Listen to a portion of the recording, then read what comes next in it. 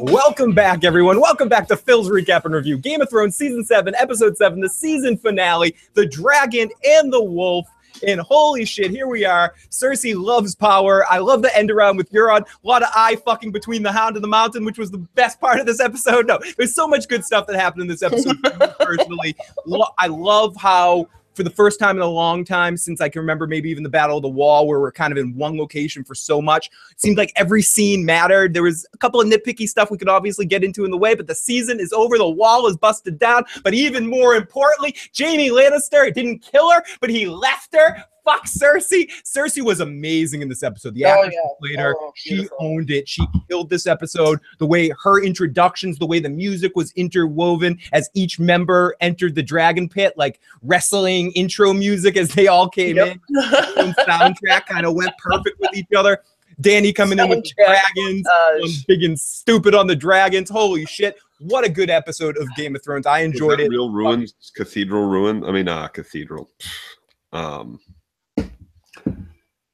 Colosseum. That's the word, Phil. Colosseum ruins. Yeah, we were in the real dragon. We got to get more history. We had Theon showed some balls in this episode, or not a ball, but someone tried to kick him in the balls. Lack thereof. Yeah, sarcastic lack thereof. But we're gonna get all into this episode, up and down it, inside of it, put our finger in fan out the hands. Oh, baby. But we're not alone, everybody. We have with us the best, the beautiful, the wonderful, for the last time this season for Game of Thrones recap, the motherfucking chat. Holy shit, we got Phantom Balls, we got Red Wall. Oh, no, crap. Phantom Balls, yes.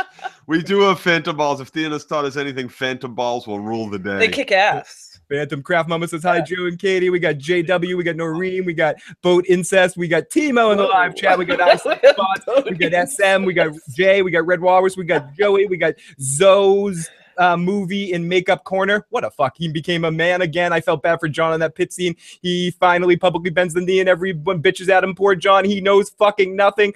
Phil, Joe K. We have all of our great friends in the live motherfucking chat today and everyone that's listening to us on the iTunes replay or anything like that. Thank you for all the support this season. I've been seeing you guys and how many views and downloads we have for the podcast. So thank you so much for all your support too. We have our first super chat tonight. Donation of the evening.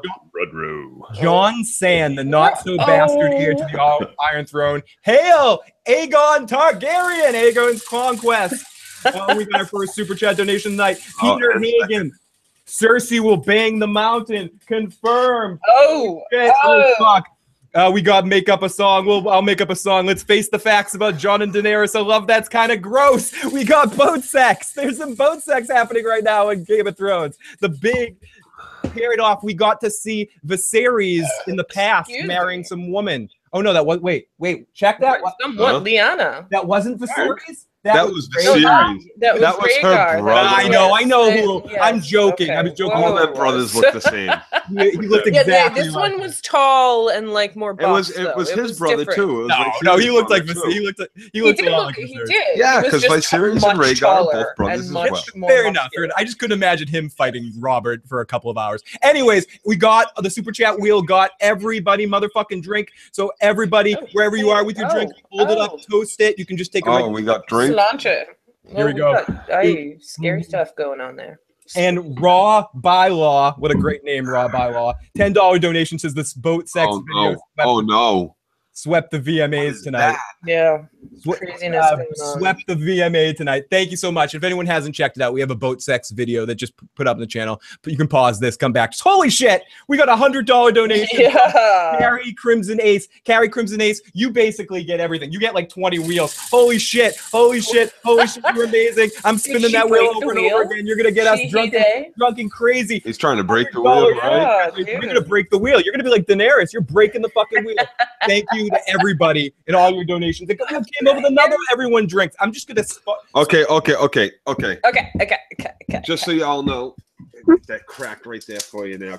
If this is gonna be that kind of night, so Joe's gonna have that kind of night. But while we get into a couple more points, while Joe's opening that up, so we got the Hound in the Mountain meeting, which I thought was a really good moment, and I loved what the Hound whispered to him. The music was simply amazing this episode, how it all bent together. The episode just got the meat out first, which I really liked. There's no fucking around. It was just the meat. right away. I love the music again, where all the characters intro. The Hound. I don't want to die in this shitty city. I don't think anyone wants. Am I gonna die in this shitty city? Ron playing hard to get. Holy shit! But if you guys want to get in the conversation, Carrie, Slasher. Joe's taking a shot here.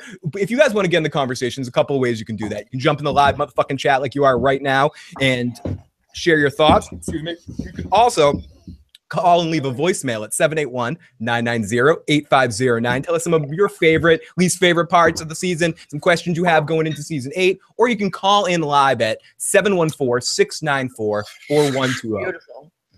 And holy shit, I gotta say a huge thank you to Carrie again and to Ray Bylaw for the super chat donation. You guys are amazing. $100. Holy shit. Holy crazy. Yeah. Holy fucking crazy. So I've been babbling. I've been going crazy here talking about it. Jamie finally left Cersei, and that was really a rewarding moment. Joe, did you finally gain any respect in that moment for Jamie Lannister when he finally walked the fuck out on Cersei and didn't give a shit and almost echoed his brother's statements with we're just threatening Cersei to kill him? Mm-hmm. And it echoed John's statements. I'm not gonna. I just gave my word. Since when does he care about his word? How many fucking? He has vacillated on that, but he's always cared about his word to a certain extent. I love when you say words like vacillate, Kate. Vacillate. Vacillating. There was some vacillating going on. I was vacillating watching Jamie Lannister grow because I feel like we had 2 seasons of a lack of growth with Jamie. A lot of it came from the stuff he went through with Brienne and losing his hand. The Brienne influence. Exactly. And up until that point in the last 2 seasons, 5 and 6, he's just basically been jerking his golden hand around in circles here. I was thinking of the Iron Fist, sorry. Jerking his golden hand in circles and being the same asshole person just that can't fight as well. And maybe a little less here, a little less there. This is really some growth for him. He saw those Army of the Dead. He's not fucking around. And if Cersei wants to do this, he doesn't give a shit about his kid. He doesn't give a shit about anything. He just gives a shit about getting the fuck away from there. It's an excuse. Yeah. He's running the wrong way. You think he should be going south? East. His own island. East, as far east as he can go. Yara's men were going to do before Theon stood up to them. West. Find his own island, take it over, make it his. Oh, and by the way, I did really love that snowfall when he was outside. Like, he just left? He hadn't gotten that far away from King's Landing. He was like, all right, I'm outside the wall. Yeah. Like the snow started falling. Yep. Beautiful. Yep. Yeah, it was really fucking beautiful and great for him to finally walk the hell away from her. And again, we got that super chat donation landed on Phil Drink, so I'm taking a puzzle of my beer right there. Woo. And he left looking at Cersei like she was crazy, which was very appropriate. I don't believe you. That was a little weak for like the goodbye statement, but yeah, he was looking at her like she was a lunatic, and that was very appropriate. Very smart of her, though. I mean, I don't know about the whole lying to them thing, but she could have just been like, "Listen, go do what you have to do. We'll be here when you get back." Sure. There was no reason for her to really lie about it because everybody's still going to know that they didn't send their troops to help. It's fun for her, and that she lied. But it's fun. Great plan. She has a great plan going on. What will 20,000 soldiers do? Not much. Tormund did stick the landing. Do we think everyone at the wall there where we got the Viserion reanimated as Night King's new mount? Spraying a blue flame. It was so hot that the flame was blue, or was that ice? It was flame, right? It wasn't ice. It was flame. It was It was like the hottest possible flame. Right. Isn't it right? Blue flame is the hottest possible flame. Yeah, you know those blowtorch lighters that you could get. You know the ones. Don't look blue. Boat fucking sex. Everyone say boat sex here. We got Tito in the live chat. We got retired nurse. We got Devin in the live. Bran is good for digestion. Good to see the fucking. Oh my god, that little creep. Bran is so creepy. Hi, Bran. Hi, Samuel. He was late with his next. Bran, he got all Bran fucking was a good creepy. one this episode. He stepped up in this episode until the end when he was like, we need to tell them as they got it on the boat. Warg, Bran. Warg. Seriously, brother. The imp is waiting on the boat dock for you to warg into him so he can run in there and be like, don't Do it. Now hold the door. Yeah, where's Hodor holding that door while John's boning is out there? Somewhat awkwardly too, which I kind of liked about it. I thought it was done well because it was the music was glorified, but it was also an awkward kind of scene. Yes, yeah, he rolled over on top of her. It looked like she was being crushed. Like they were trying really hard to like stay entangled so as to cover the important parts with each other, and it was very but. Sex is awkward. So. You think Bran was watching the boat sex scene? I wouldn't be surprised. I don't think he's getting off on any of it. He just watches everything. All I know is that he blew an opportunity, man. Jon Snow blew some opportunities. He blew an opportunity there. He should have been on the walls, on the floor. He should have been all over that cabin. He's like, oh, yay, I'm in a bed. Yeah, well, technically, it's not his brother. It's like in any way, like it's so it's not like he's keeping on his family. You get the opportunity to give it to the mother of dragons, and like your big move is roll up on top of her.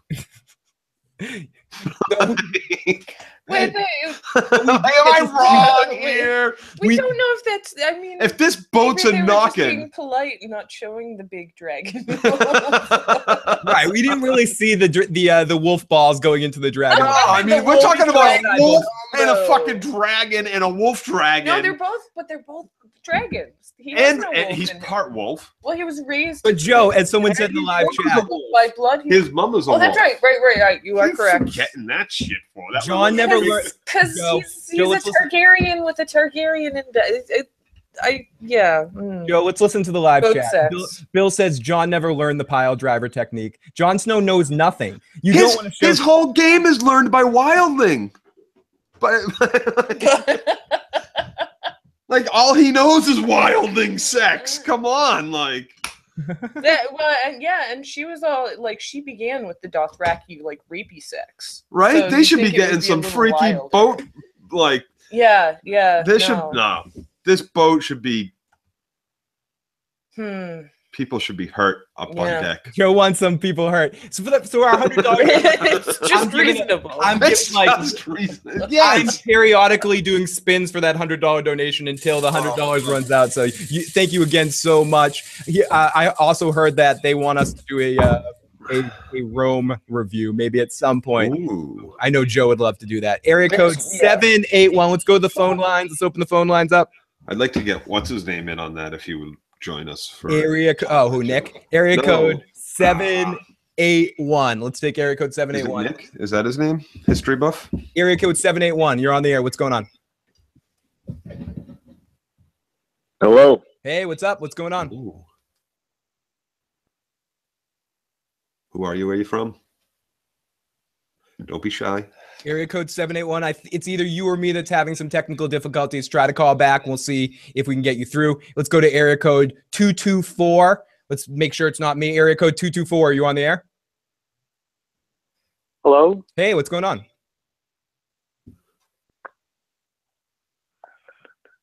We hear you. Hello. Can you hear me? 224. Okay, we're having some. I guess we're having. It's probably on our end. We're probably having some problems with the phone lines. Let me see if I can figure it out. If not, everyone that wants to call in our voicemail line at 781-990-8509. Again, at 781-990-8509. I'll try to crashing the networks with all the callers trying to get in. Yeah, I know. The telephone company can't handle the call volume at the moment. Yep, sorry about that. I'm having some phone issues right now. Or when I turn on your call, you may not be able to hear me, but we can hear you. So get your call out, and then we'll try not to talk over you. The mountain is on the phone. So we also had a $5 donation from Joe Beckham. You all been my favorite Game of Thrones recap show since season 5. Haven't been able to donate this year, but you all deserve it. Thank you so much. Thank you. Chat donation. You were fucking amazing. Bam, bam, bam, motherfuckers. Bam, bam, bam. So here we go. How is Theon gonna get with Yara with one boat? That's gonna be. That's probably how the season's gonna start.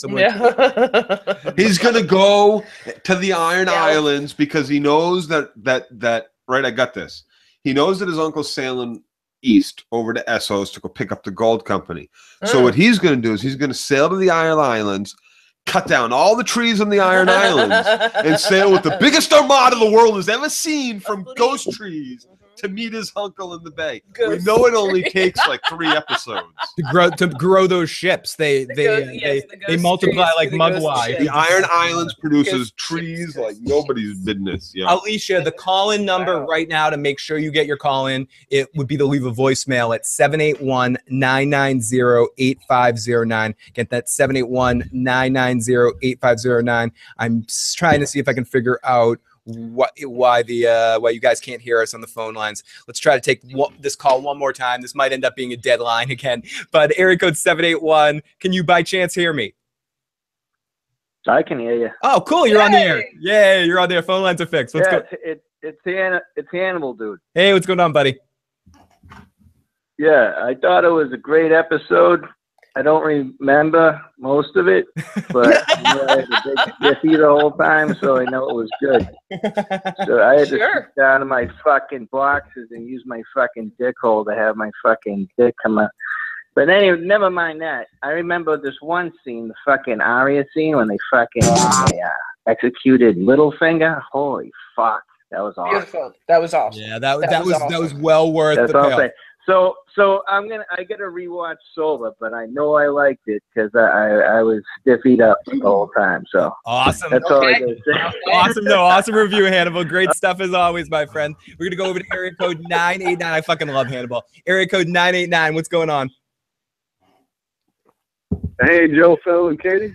Hey. Hey, Bill. What's going on, buddy? Man, I wanted to start off by saying I commented in your last review. I called that little figure scene almost to a T. I called that little figure scene that it was all set up, and they were going to call him out, and Arya was going to fucking kill him. Yep. I just want to say that. But honestly, like, I like the way that went down. Like, I've heard people saying, like, because I'm not the only one that had that theory. Obviously, I don't really claim to own that, but no, own it. It's Bill. I don't know. I like that. Just because I saw it coming doesn't mean I didn't like it. Mm-hmm. Sure, yeah. I thought it was pretty cool. Like they set it up.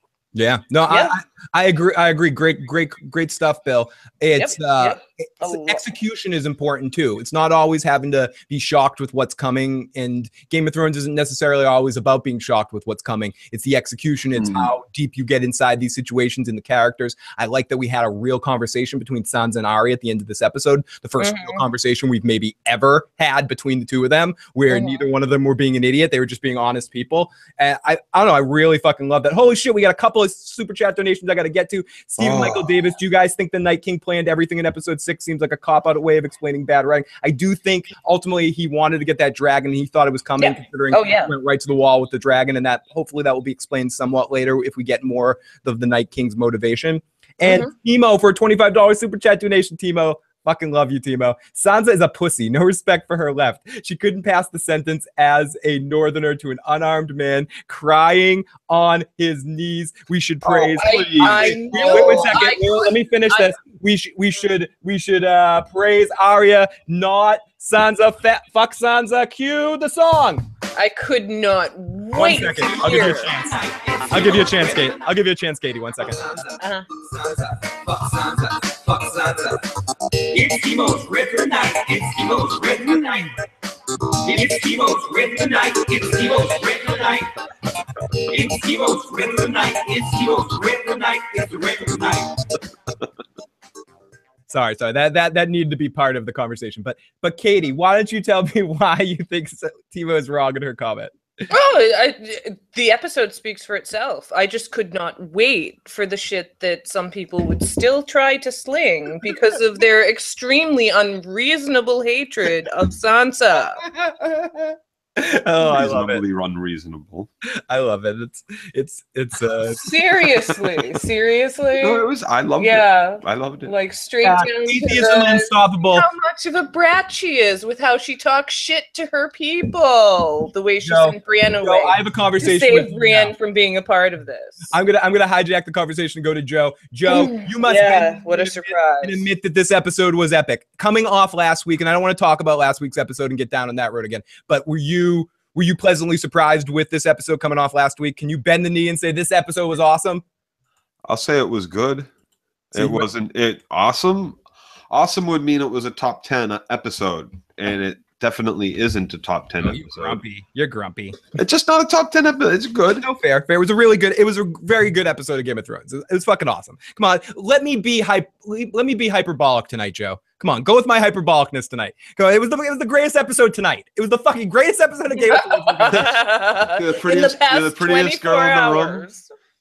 You're the Ooh. prettiest girl in the room, Phil. Yeah, exactly. You're the best looking girl in the whole wide world. You're like a 1962 as an air stewardess, air hostess. I want you to be a part-time model, but you better keep your normal job. But don't quit your day job. Such an asshole.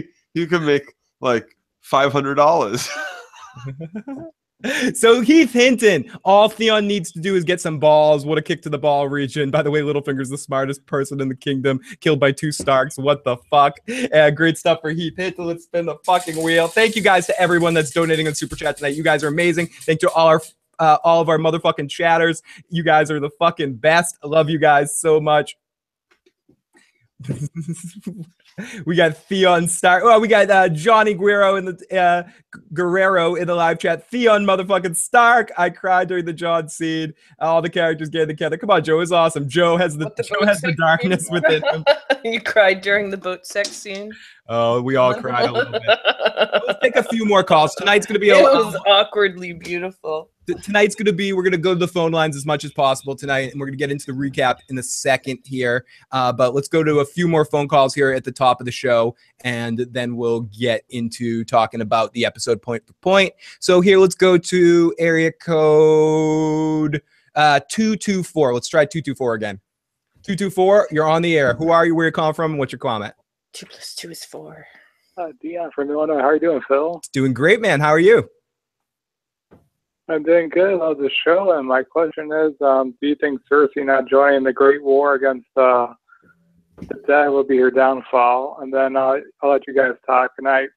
Awesome, buddy. Great Thank question. You. I think Cersei's ego and Cersei's not. I don't think the Night King will necessarily get her, but I think turning away from everything and being so untrustworthy will ultimately lead to be her downfall. Yeah. And yes, it absolutely has to be. She has absolutely nothing left but the gold company and her baby. Like there's nothing left.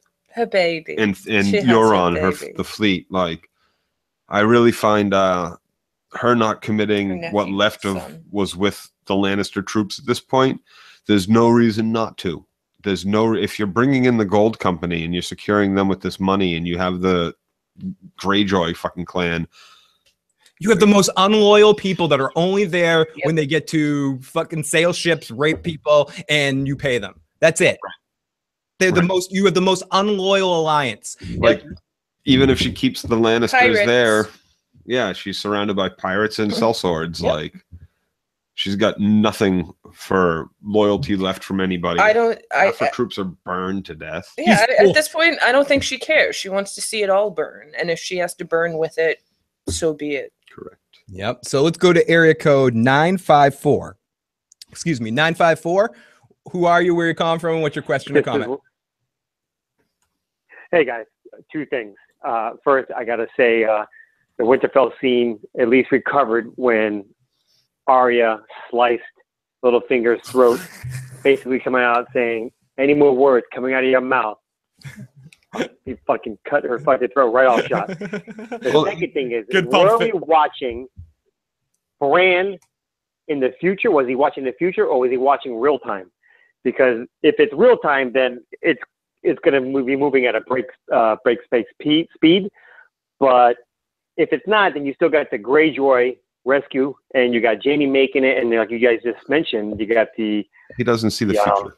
The mercenaries coming. So I think we might have seen of a future vision, not the actual timing what we watched just now. Awesome. Well, what's your take on that? Awesome call, my friend. I think he's actually seeing real time. I don't think Bran sees the future. I think that's himself. They made a point of him saying to Sam what his power set is. Hey Sam, I can see the past, I can see the present of everything that's going on right now. He doesn't mention the future, so I think he can And he's not even all knowing of the past because he didn't know about the wedding. Sam had to tell him the wedding. And then he dials up on the Bill and Ted phone of his mind to go to that circuited time spot. And he goes to that circuited time spot. So I don't think he can see the future. I think he was seeing real time. That was happening now. This is now. This is the here and now. Yeah, the here and now. Not the just happened now. Holy shit. The phone lines are going crazy right now, so we're going to try to get to as many phone calls as we can right now. So let's go to, while they're working anyways, let's go to area code 215. Area code 215, welcome to the show. Hey, how are you? Doing great. How about you? What'd you think of the episode? Who are you? Where are you calling from? It was a great episode. I'm with Joe. It's not one of the best. It was just last week was so bad that this one seems great. I mean, yeah, but that definitely made a difference. Like the suckiness of last episode. Littlefinger is one of my favorite characters. I'm sorry how he went down.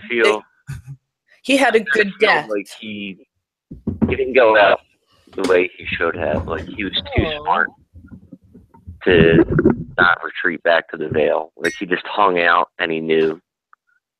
Like Bran let him know that he had screwed up. And, I just don't think he went out the way he was supposed to. No, great call. Because I agree with you. I think that Littlefinger had to go out kind of stupid, and the minute Bran told him, I've said this many times, I'm like repeating myself over and over again. The minute Bran said to him, "Chaos is a ladder," I'm piecing the fuck out of there. No, but yeah, he's a sociopath who believes he's the smartest person in every room. So he's constantly having to test himself, so he feels like he can stay in that situation. You're probably right, Katie. And he completely thought he was winning. Yeah, he's in a room with Bran. He thinks he knows more than Bran. He's the smartest man in every room he enters, no matter what room it is and who is in there. And that we kept missing something too. I want to say. Sansa kept saying it over and over again over a few episodes. I got 100 men here loyal to me. I got I'm surrounded by all this loyalty. I'm surrounded by it. There's so many people here that are loyal to me. Really? Who the fuck was there loyal to Baelish? Mm-hmm. Really loyal to Baelish? Mm-hmm.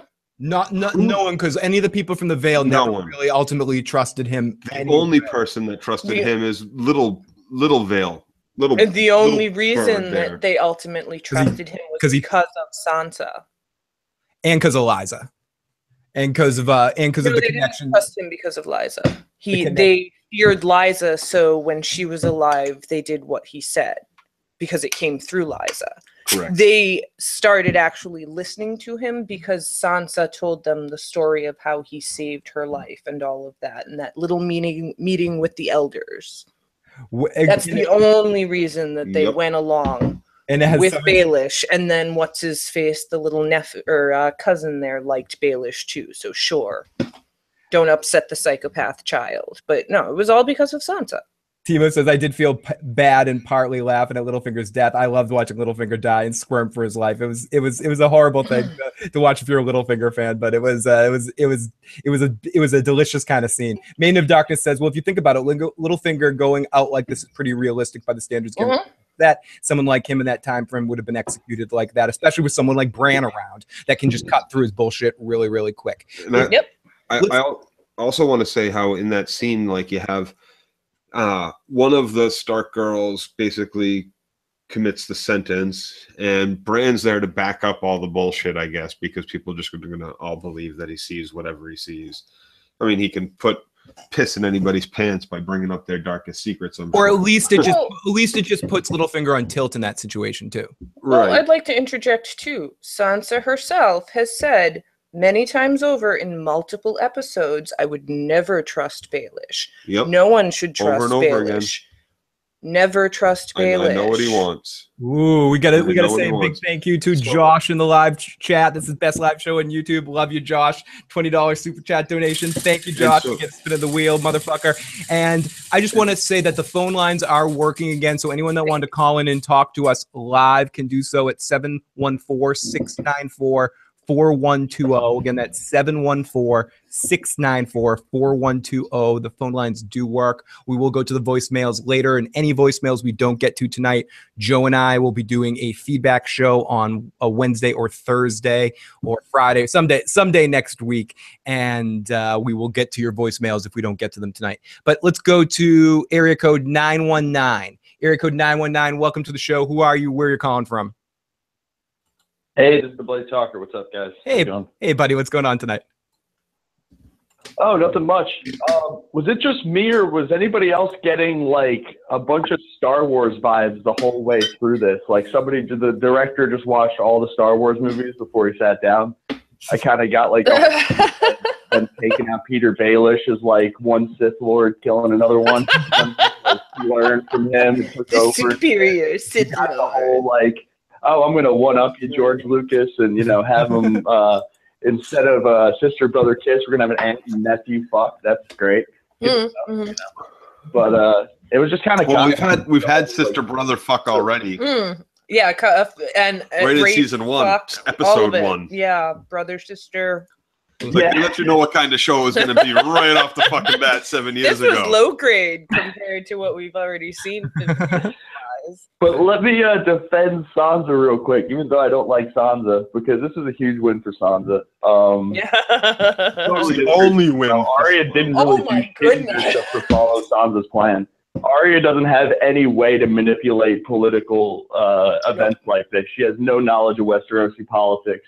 She's only an assassin. That's the only thing she's good at, which she's awesome at. Yeah. She ain't pulling this shit off against Littlefinger. There's no way in hell. Not without help. And I'm also going to disagree with the other caller. I like Littlefinger as well, but this was a great death for him. I agree. It's realistic. I love the acting. The way he realized he had no cards and broke down was fantastic. It was complete crocodile tears too. Boys in the room. Oh, yeah. He thought all those guys were his boys. He's like, there's nobody from the north in here. I got everybody from the Vale. I'm set. He's just leaning against the pillar and then just goes, oh shit, he just shit a brick. I thought it was extremely appropriate. Awesome stuff, Buddy Talker. Awesome stuff, buddy. Good stuff, yeah. Great stuff. We got to get to a couple super chat donations. Stephen Michael Davis, was Tyrion losing his cool when Jon was nailing Dany? Also, Joe is right on the boat sex. At first, the way they cut the scene, I know Tyrion was outside the cabin, but it looked like he was watching. It was like they cut from them in the bed. And cut the Tyrion. But yeah, Tyrion was feeling somewhat uncomfortable because I don't know, maybe he has a crush on Dany that wasn't established. I don't know. It was a little weird. It was a little weird. Like they almost... he was pulling for Jorah. Maybe he was Team Jorah. He was Team. I think he just. I don't know. It was weird. It was a little weird, Team Jorah. I don't think he's Team Jorah. No, he's team his penis. Tyrion's always team his penis. So let's go to area code 346. He's never come across like he wanted to stick his penis in Daenerys. Well, think about it. If Tyrion is a Targaryen, right? He just got done with one family of two of a brother and sister fucking. Now he's back into another family where a brother and a sister. No, aunt and a nephew are to him. It's a sister and a nephew are fucking. Now we have at home, but better about it. We have a caller on the line. He's like, I can't get away from the incest. And at least both sides know, like they're not purposely committing incest and saying fuck it. No. It's blind incest. It makes it okay. Area code better. 347. What's going on? Hello. Hey, what's going on, caller? Save us here, caller. Hey. That was hilarious. So that's totally true. And I'm Giselle calling from New York, by the way. Welcome. So yeah, I'm gonna crap on the episode a little bit. But I will end up. Do it. It's yours. Take over. But yes, I need to crap on this, which is everyone and their mom could see a few plot lines coming to a head, which I think is why this episode was good for me. I agree with Joe, it was good. It was definitely not the best episode ever. Right. And that's Littlefinger, his death scene. I think everyone already kind of knew that this was going to happen, and no one was really surprised by it. We were just kind of waiting for people to just kind of figure that out, like Bran and how he found out about Jon and that he's not even really a Sand, but he's a true Targaryen and all of that. It was just like, oh, great. Okay, you finally figured it out. Yeah, everyone knew. And yeah, I know it's probably not fair to judge the show like that, but I think that they could have done a little bit better with the reveal with Bran and Sam. And then, of course, the Ice Dragon. Who didn't see that, you know, the dragon was going to come bring down the ultimate weapon? Yeah. I mean, to be honest, I wasn't even afraid. I was just like, all right, that's cute. All right, love it. Cool. Yeah, we're going to kill you. All right, you think you're really cute on the dragon. Blue fire. I don't consider them like a threat at all, like at all. I'm more interested in what's going to happen after, because I'm just waiting for them to die. Like, I don't know, maybe the last episode just kind of ruined it for me, but I think all of that was just nonsense. You know what? I felt like, I get you. Okay, all right, whatever. All right, you got your Ice Dragon. All right, cool. Good for you. Great. All right, you're going to die, though. You know what I mean? So, but on to the good part. Hold on. This is for you. This is for you. Okay, this is for you. Joe's taking a shot. For you. Go on to your good part. Okay, all right. To end on a good note, definitely the Cersei. Cersei was amazing, and let me tell you, call me a gullible ass bitch, because I was like, oh yeah, Cersei, she's with us. Okay, great. All right, we're all gonna go together. And then she was like, no, we're actually going to pull back our armies. And yeah, everything I said was a lie. Oh, and he was just acting, and yeah. Joke's on you, bitch. And I was just like, oh, well, damn. Like, she got me. Because the way that he was just like, I'm going back to Iron Island. Peace out, believe guys. it. Yeah. I'm taking my ball and going home. Totally made sense. Like, he's a treacherous dude. Of course he's going to, like, not stick around for this bullshit. So I totally believed him. I didn't think for a second that they were planning any of that together.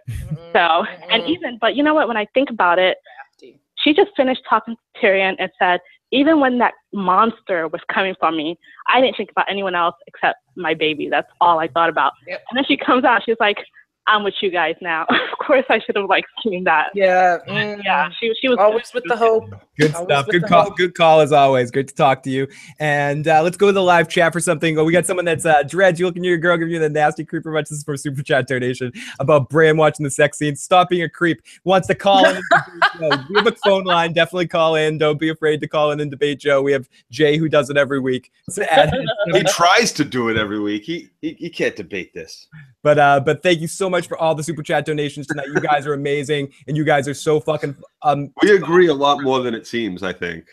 Yeah, no, I agree as well. So we still have a bunch of callers on the phone lines right now. I'm going to go to a few more calls, and then we're going to get into the recap. As like I said, tonight's going to be a little different. We'll go in the recap a little bit later, but we want to get as many of your voices in here tonight, right at the beginning of the show, on what your thoughts on the season finale are. So let's go to area code 202. This may be Jay, I think.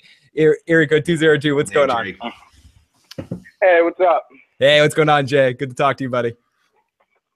How are you guys doing? I'm doing awesome. How about you, buddy? How was your show tonight? By the way, Joe, I beat you all the time in the debates. I mean, there's no contest in those debates when I do that with you. Okay.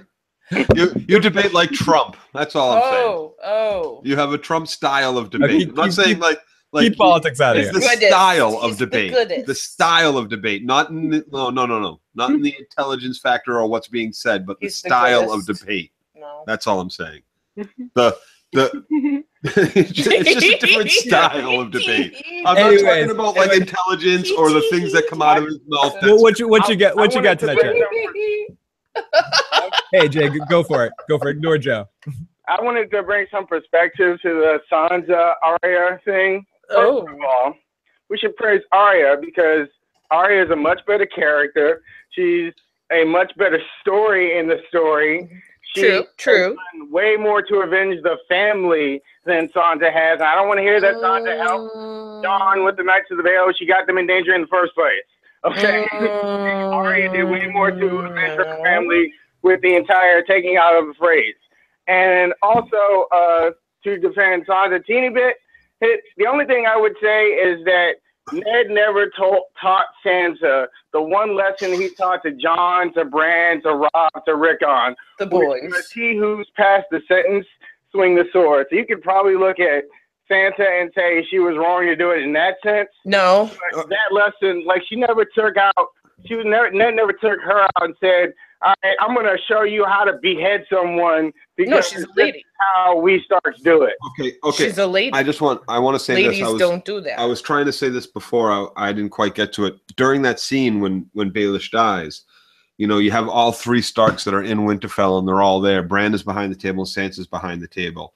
And they're all three of them in on this. And it seems like the whole room is kind of already knows what's going on and doesn't care that they're going to fucking, you know, kill Baelish right then and there. I think she was kibitzing with what's his face there, the big guy, the knight. Yeah. So that's the man, the Knight of the Vale, the big dude. His name. Yeah. So with that and the statements of that we hear last week, we hear maybe a couple times this season.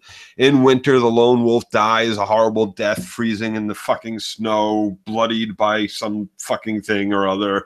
But the pack shall survive, right? And this is the pack of them.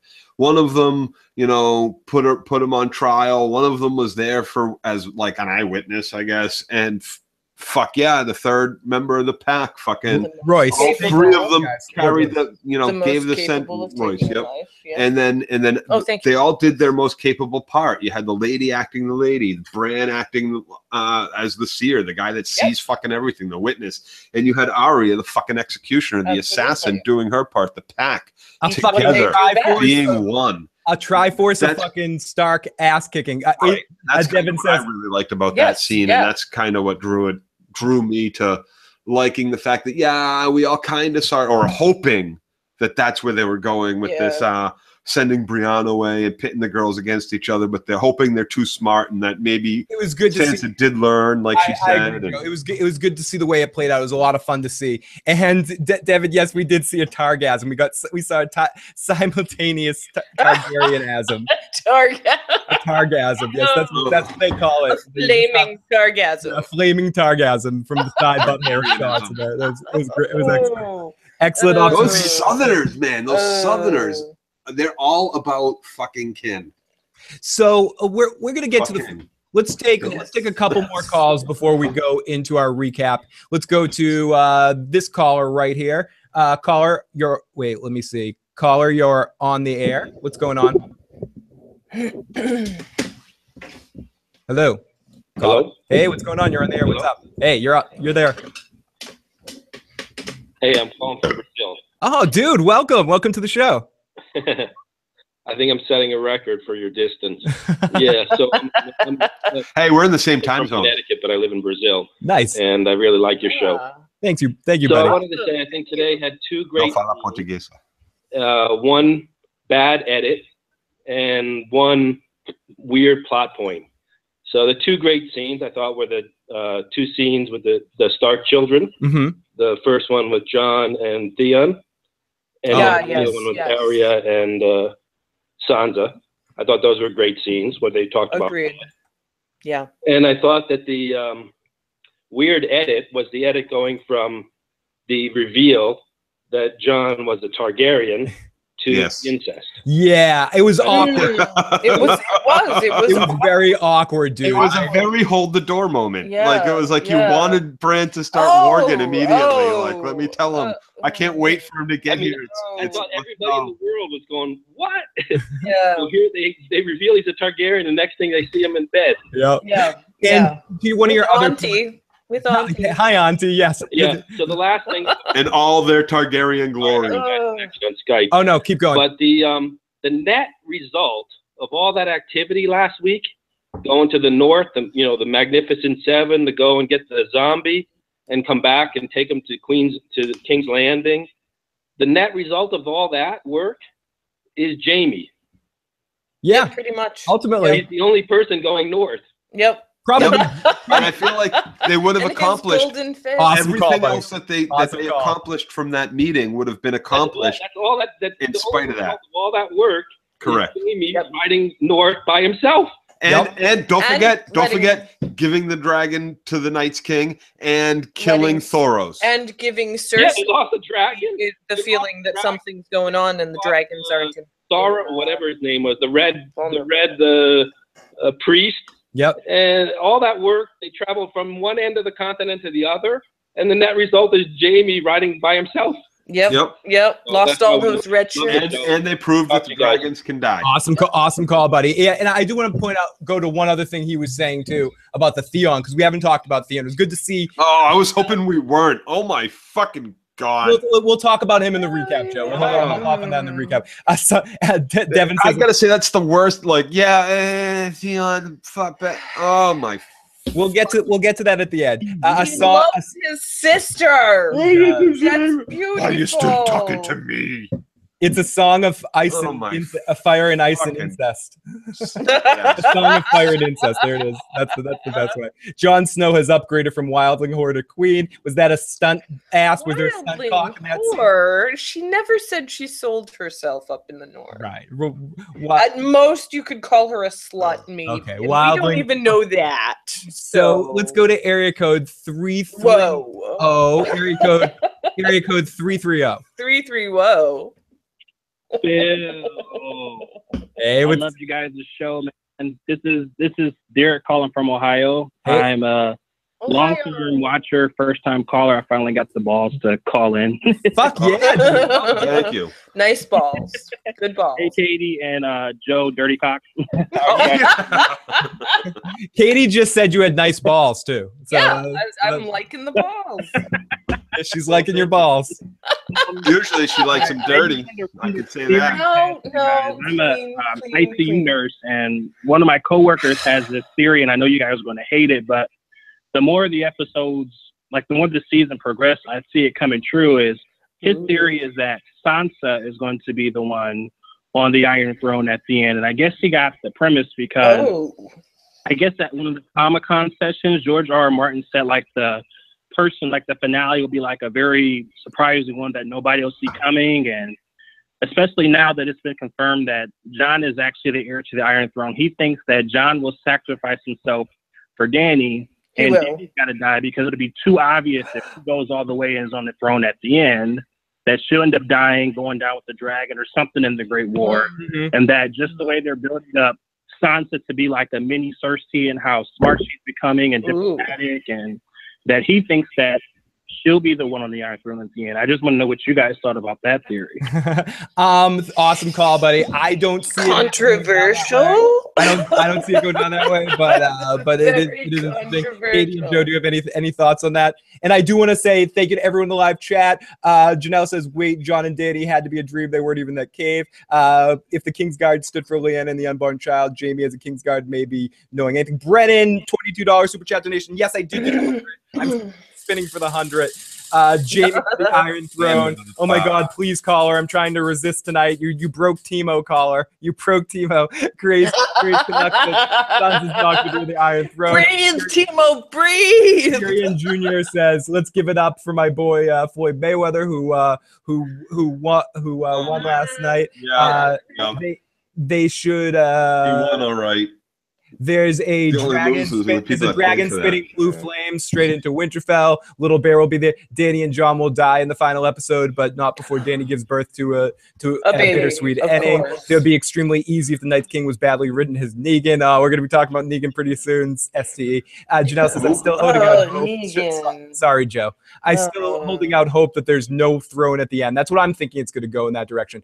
HBO needs to run a Game Bowl as a pay-per-view event in between seasons. All hail Sansa of House Stark, first of her name, rightful queen of the Andals, first of her no, Jon's going to be king and Dany's going to be queen. It's a Hollywood ice and fire. Holy fuck, I need to start drinking, says Timo. There was a hook on Baelish, took her enough. So I'm getting into the live motherfucking chat. Sorry, everybody. I haven't dove in here for a while. Great to see all of you beautiful faces. How about a Pod and Braun walking off? That was clearly something to talk about. I think that's what I wanted to say to the caller. I bet they also get Braun. We never saw them again, did we? No, we didn't. Braun's gonna go north too. He's gonna go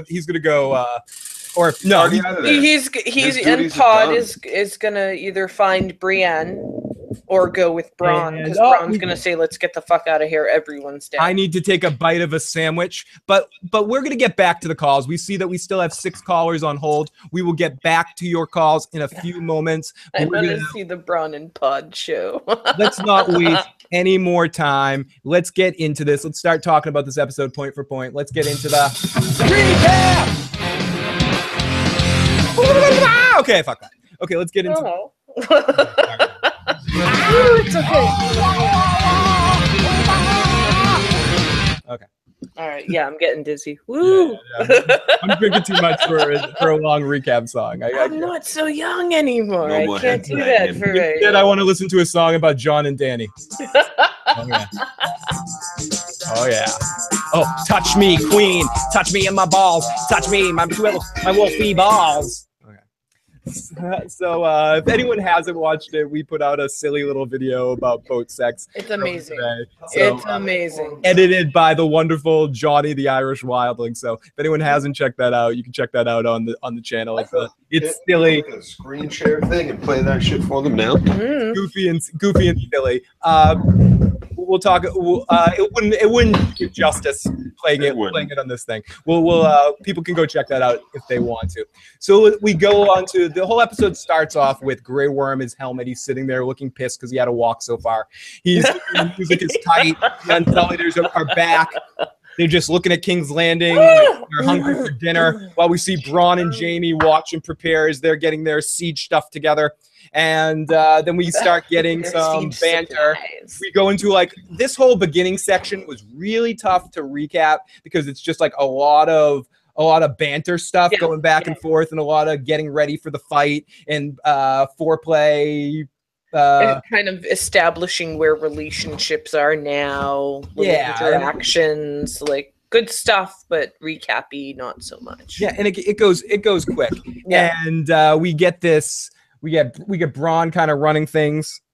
Which was lovely. Kind of fucking weird. Get 500 more. Yes, my lord. Like I understand he's a sellsword, and I understand now he's a knight. Fight. He's a knight. I understand he's a knight and a lord. My I understand lord. that. I understand that. But like, oh my lord, you have people in this army that have been doing this their whole lives. No. I'm not saying. I'm not Like, saying anything actually just yet. Like, and I know Shaking my he's head a done little. this quite a few times. He's been involved in a lot of battles and a lot of fights, and he knows things. And Jaime puts a lot of trust in him. But Yeah, I don't know. It just seemed a little weird that he has so much authority and power. It's just like let's just cut through the shit sandwich here. It's because Bronn's fucking awesome, and they want to put him in as many scenes. Yes. Right. And I What are they gonna find? I don't have But they Joe. not I don't acting to have do it? Joe. I don't have any fucking. I don't either. So, No, so I just Bronn- think Bronn's here doing fucking fuck If off. the rich people say who's in charge, and the poor people say okay. Yeah. And then we go over to Bronn and Jaime talking about living without cocks and stuff. It's a funny situation. Men without cocks. You wouldn't find me fighting in an army if I had no cock. A little foreshadow here. Not true that there's nothing left to fight for. I spend my life around soldiers. What do you think they spend that gold on? Family. And then eventually, Without a cock. I don't have a cock. It all comes down to I'll the cock, fight. Phil. yeah, and then it comes down to this line right here, which could have been quoted from a Kevin Smith movie, Chasing Amy or something, where it's The chickens. Sure. Live that long. Don't be my lord. Cock's good eats. If we live that long. I see. I thought I had it all comes down to cock right on a single quote there, but I don't. So then we see some really awesome. Damn it! I wanted that cock on command. We see tons of really awesome visuals, and the music is fucking incredible, setting the scene here as King's Landing, as our crew's coming together. We see Tyrion coming in on the boat, looking at the Greyjoy fleet. John asks how many people there are in King's Landing. They say about a million or so, and 1 million fucking people in King's Landing. I totally agree with John here, by the way. Shit. That's it. Game over. And they talk about they have better whores there, and Davos says, "I'm no big city lawyer, but I know them." completely agree with whoever said that there. About the whores? The big cities definitely have better whores than the fucking country. Sure, I mean, So there's many more of them, brothels. so more to pick Listen, from. do you want to go to Molestown? Roz started out in Right, Molestown, she went to the and big she city. was fucking awesome. So yeah, gems in Molestown. So then we see the house. Gem in the hologram. I you loved kill a that whore when in I was a Molestown, kid. people Gem in the are gonna come and hologram stab is you actually a because there's only a couple prostitution whores. ring. Gem and the Holograms is officially in the prostitution ring, especially if you ever seen the movie. So we see the Hound under the deck handling the white. It does not represent the original Gem in the Holograms. No, it's horrible. In any way, shape, or form. So we see him handling the white, who's still angry. Then we go to Cersei, who immediately, once she comes on the scene in this episode, Lena Headey owns every fucking moment she's in. Oh, wait a second. They improved her haircut too, I noticed. So he knocks on the wood. He's like, and the thing goes fucking nuts and kicks at the wood for how long? I was saying this, yes, right? Yes. Oh, so much. And then like, they get the fucking white all the way to the arena, and he opens it up. He's rattling fucking shit. He carried the thing. He's rattling the pipe. Oh, you're talking about later on. A little later, yes. But yeah, like. But the thing's all quiet suddenly and still until he kicks it over. Right. It was because they needed the big reveal. Did you just say that about he knocked on the white thing? No, this was when he went under the deck where he sees the white and he knocks on it. Yeah, and it growls at him. Right. Yeah. The Hound. He just knocks on the wood and it fucking like starts kicking and going crazy. But later on, after dragging it on his back all the way up to the fucking why can't Coliseum floor? That word is so difficult for me tonight. Coliseum floor. The thing is silent. He opens it. Joe, because it has showmanship. Come on. So oh my God. Let me go over this. Set a precedent and stick to your fucking precedent. Shut the fuck up, dude. I'm nitpicking because you know what? Someone fucking has to. Game of Thrones is above this TV fucking trope bullshit. At least I'm sorry, I haven't played this in a while. Not anymore. Dude, you wanted me to, Phil. You wanted it. It's kicking in. Shut the fuck up, Joe. And see, this is what happens, Phil. This is what happens. I watch the episode and I'm all like, yeah!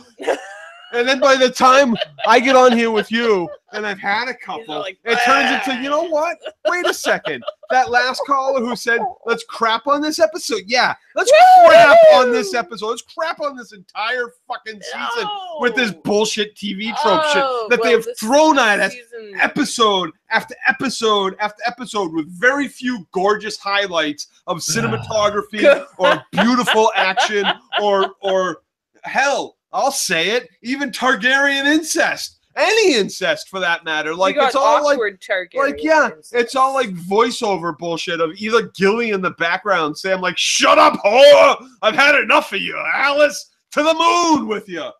No, Apulia, he actually really liked it. The book with like important information. He's all like, "Shut up, bitch! Yeah. I'm trying to study here." No, but somehow he Joe, I know, but apparently he was paying attention. Joe, this is what happens when you find a shove her in the ass. Oh my fucking God! What is that? Sorry, we got another fucking $100 super chat donation from Michael Bennett. Thank you guys for the hours of fun this season. Phil, you're the best. Keep it up. And as always, lady Sansa. She may not be the queen, but she's the one of the sword, so that's something. Michael Bennett, thank you so much. It is something, yes. I saw our Bart bee earlier today. For all intents and purposes, it would make her the hand to the king. A stranger in the sense. It landed on Phil, but thank you so much for your super chat donation. That is fucking amazing. So let's get to our next scene. As $100? What are you doing? What are you doing? You guys are incredible. I cannot thank you guys enough for that shit. It's amazing. Seriously. Like $1 is appreciated. $100? Incredible. Fucking incredible. So Cersei wants to know where Dany is, and we get a basic scene with just Cersei talking to Jaime about the shit. And where's this fucking bitch? Where is she? I want to talk to her. The silver-haired bitch. If anything goes Kill the silver-haired bitch. Then our boss and the bastard who calls himself king. The rest of them you can kill in any order you see fit. See, is he capable of like making a decision like that on his own? Can he make his mark? Me kill on them. Yummy. What if he fails in his mission to kill the silver-haired bitch first? What if he would explode? Like he would implode. To the silverhead, and she has to kill some random fuck. Joe, then he starts repeating to himself, I must kill Frank Drebin. I must kill Frank Drebin. I must kill... Reggie Jackson. So basically, then we go off to our crew. Classic. We go back to our crew arriving and talking shit and stuff. Holy shit, we got J.R. McLaughlin. Gives us a chat donation. Still fucking amazing, dude, no matter what. Bogus man. Blessed be. I don't care if they're donating for the sexy Kate. I'll deal with that. What? Joe, you have to talk with the puppet for a few seconds here. All right, here we go. Hey. Careful with that. I have to what with a puppet? What is that on the triangle? Yeah, Joe needs to talk with the puppet for a few seconds. How do I do that? You can just have any puppets. You can just grab it with the just talk with your hands. Go make a silly. There's socks right there. Hold on, I got a puppet. Hold on. So Joe's gonna as we continue. Don't grab a dirty sock. So then we get a really interesting scene where all of our characters. This is not a puppet. Oh, this is a vicious possible puppet. He's gonna talk with a cat. No, don't do him. Yeah, that cat's gonna jump through the computer screen and attack me. Tear everyone. Yes. That was my puppet. Good job, Joe. Good Cyril O'Reilly, Joe. Good Cyril O'Reilly. As someone said in the live chat. So then we go off to our crew where they're having talk here. They're having this talk. I've been sent to escort you all to the meeting. Oh, this is or when Bronn comes to escort them to the meeting. We have a Tyrion reunion. We have Pod and Tyrion meeting up again. Bronn and Tyrion. Yeah, all very cute, all very sweet, all very good moments. Yeah, we got Pod and Tyrion. We hear about. We'll talk about your magic cock later. You can suck his magic cock later. Come on, Phil. See you again. Oh, here it is. Supporting the enemy, no less. Hard to blame you. Cersei will anyway. Yep. I'm glad you're alive. Come on. Come on. Cock later. Right, you can suck his magic cock. Doesn't love sucking magic cock. Dude, that's the best way to get a girl to suck your cock. It's magic. Have a magic cock. It's magic. Only if she's like well under. It worked in Powers, right? They did a whole bit about sucking magic cock in Powers. It can get you magic powers. Oh, you got drink. You got drink, buddy. Thank you so much. Ooh, drink. Oh, why do you want for me? Phil drink, Joe. Phil drink. Phil drink. Hold that shot off. What are you gonna take a sip of beer? Hey, I want to finish the podcast, Joe. You know, I have to work tomorrow. Oh my goodness. So Pod and Tyrion meet each other for the first time. Then we go into Brienne and the Hound meeting each other, which I thought this was a really cute scene. Yes, I loved this. Absolutely. Okay, we'll wait. Joe, we have to spin it again. Just hold off for a second. I was only trying to protect her. I got beer to drink too. You and me both. You and me both. Alive. Are you? Where? Winterfell? Protecting her if you're here. The only one that needs protecting is the one that gets in her way. Seriously. The Hound loves that. Won't be me. Yeah, it won't be me. I'm not going near that fucking thing. No. He knows what. Yeah. So I like there's a short scene, showing respect for the fight that they were in before, and talking about Arya, the reason why they should be there. Holy shit! Great work. Oh God, work is gonna blow tomorrow. Katie doesn't seem to believe in the magic cock, Joe. In the wheel. And I'm gonna also do an extra spin of the wheel for the underdog. Somehow she keeps trying. Here we go, go. Everybody drink! Everybody drink! And then we get Tyrion giving some more history.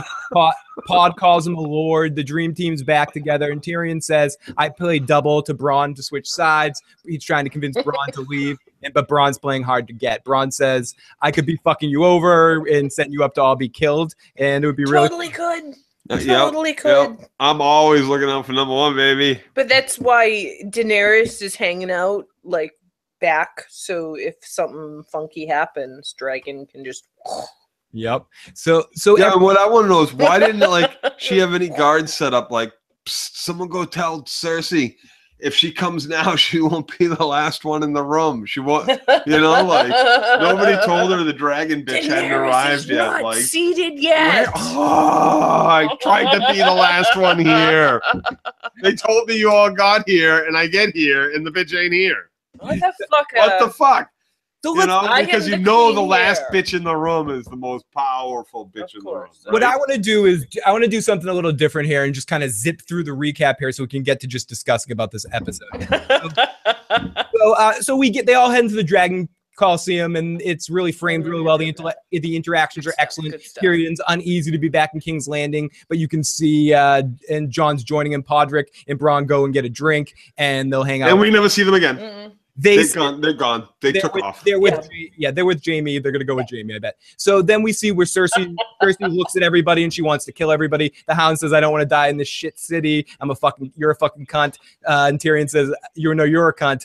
Even though this is also Clegane. You're both. Oh yeah, we get the brothers. They face off. Which was a little weird, but I liked it. A little weird and random. Wasn't weird or random to me. It fucking was amazing, Katie. For me, it was great. But so I love the music. Every character enters. It's like I said this at the beginning, like boxing or wrestling music as they enter. Cersei's the queen. Her music was the best. It really was when she came in. We get some eye fucking between the Hound and the Mountain, and we get this right here, which is of course the fucking precursor to fucking Clegane Bowl. They know we're listening. They want it. We want it. Who's coming for the mountain? Here we go. You do. You remember me, bro. You're more fucking uglier than I am now. What do they do to you? Doesn't matter. No. It's not how it ends for you, brother. You know who's coming for you. You've always known. Me, the puppy. Do you think he was talking about him? Yes. Clegane Bowl, motherfucker! Like the Hound doesn't believe in the gods or any of that. No, he's 100% talking about himself. That's I'm gonna kill you. I was always gonna kill you. There's no way I don't kill you, even if I have to die in the process. Yep. This is the place. You will get brought down. I will chop you into little fucking pieces, you freak of fucking nature. Yep. You and your little Qyburn too.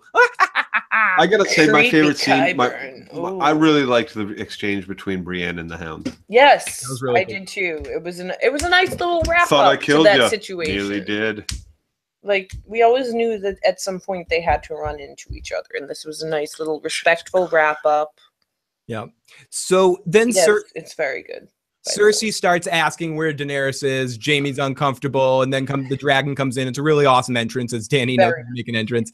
And Cersei tries to have a good poker face there, but ultimately she can't hide her holy fuck face. Nope. And Euron playing his part, as we find out later, playing his part to perfection there, being really impressed.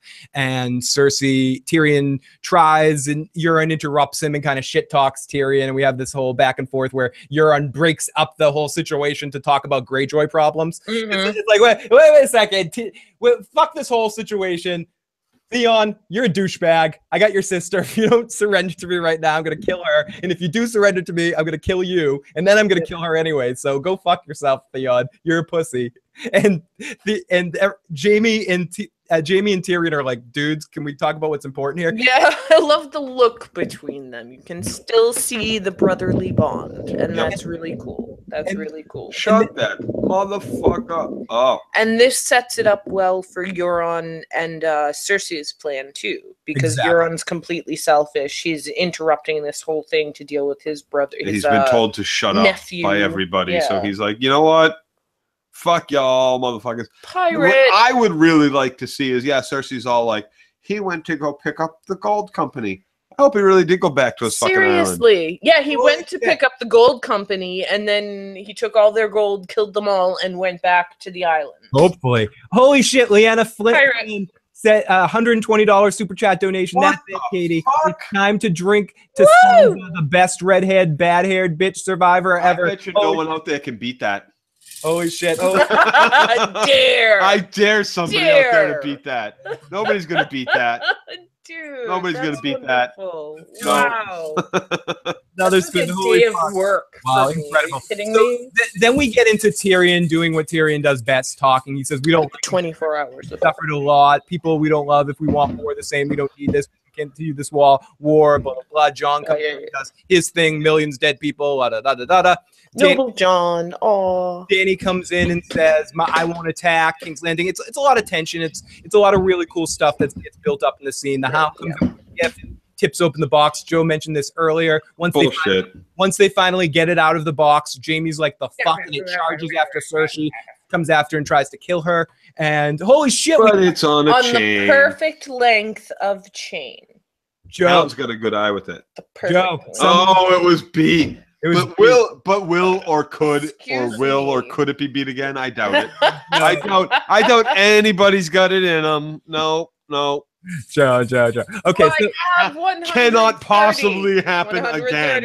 I would definitely see it. Let's continue with the recap here. So Cersei in the house. No, wait. You know what?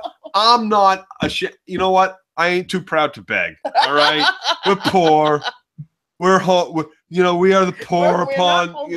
Joe, stop it. Stop it. So let's I'm chilling for you. Stop it. So we go back and Qyburn's turned on by this whole situation. He can't wait to get his hand on so excited. He's so excited. He picks it up. He goes, "Oh, someone else made it come back to the dead." And oh man, he wants like a science wing full of these dead body parts. He's drooling. His dick's fucking hard. So you couldn't see his fucking Woody when he stopped down those stairs? Seriously. No way, dude. He picked it up. He started fucking using the hand to jerk himself off. He was so happy. He was so fucking happy. He was like, it's like using my left hand. Only it's his left hand. This is awesome. We got to say huge shout outs to these donations tonight. They're fucking amazing. They are fucking amazing. First time seeing Katie. Yeah, beautiful, says Liza in there. She's fucking beautiful. She's not only beautiful, but she's kind. She's sensitive. Okay. Vegetarian. Bill, free the nipple. No one wants to say that. Nymeria says he can't wait to jerk off with that White's hand. Yes, he can. Dude. He wants that white dead hand John all took over it away from himself. him and burned it. He wants to. And great to see you. He wants to bathe with that hand. That's just as important. Rob, thank you so much. You guys are incredible tonight, and I'm just gonna keep spinning this wheel every single time that I give a chance. Yeah, people want us to free the nipples because I saw that. Wow. No one wants to do that. There's only free the nipples. No. Oh, covered by the banner. Saved by the banner. The only reason someone wants us to share our nipples is the chance that we all three of us agree to it. That's the only way it's happening. No, this video would be banned. Hey, my nipples come out at like when the wind blows. Anytime. It's awful. Anytime. I'm sure you can find pictures of Joe's nipples on the. I think the first picture of me ever on Facebook was a picture of me flashing a nipple with Phil at the Middle East at one of my band shows. Yeah, right before one of the Frightening Dick shows. But you're dressed like a doctor, so it's okay. I looked like a doctor. It was all about medical. I had a doctor's coat on. So here we go. Fuck the wheels, tops off, Phil and Joe. Okay, so, no, I don't want this video banned when Joe and I are naked in it. No one wants to see that.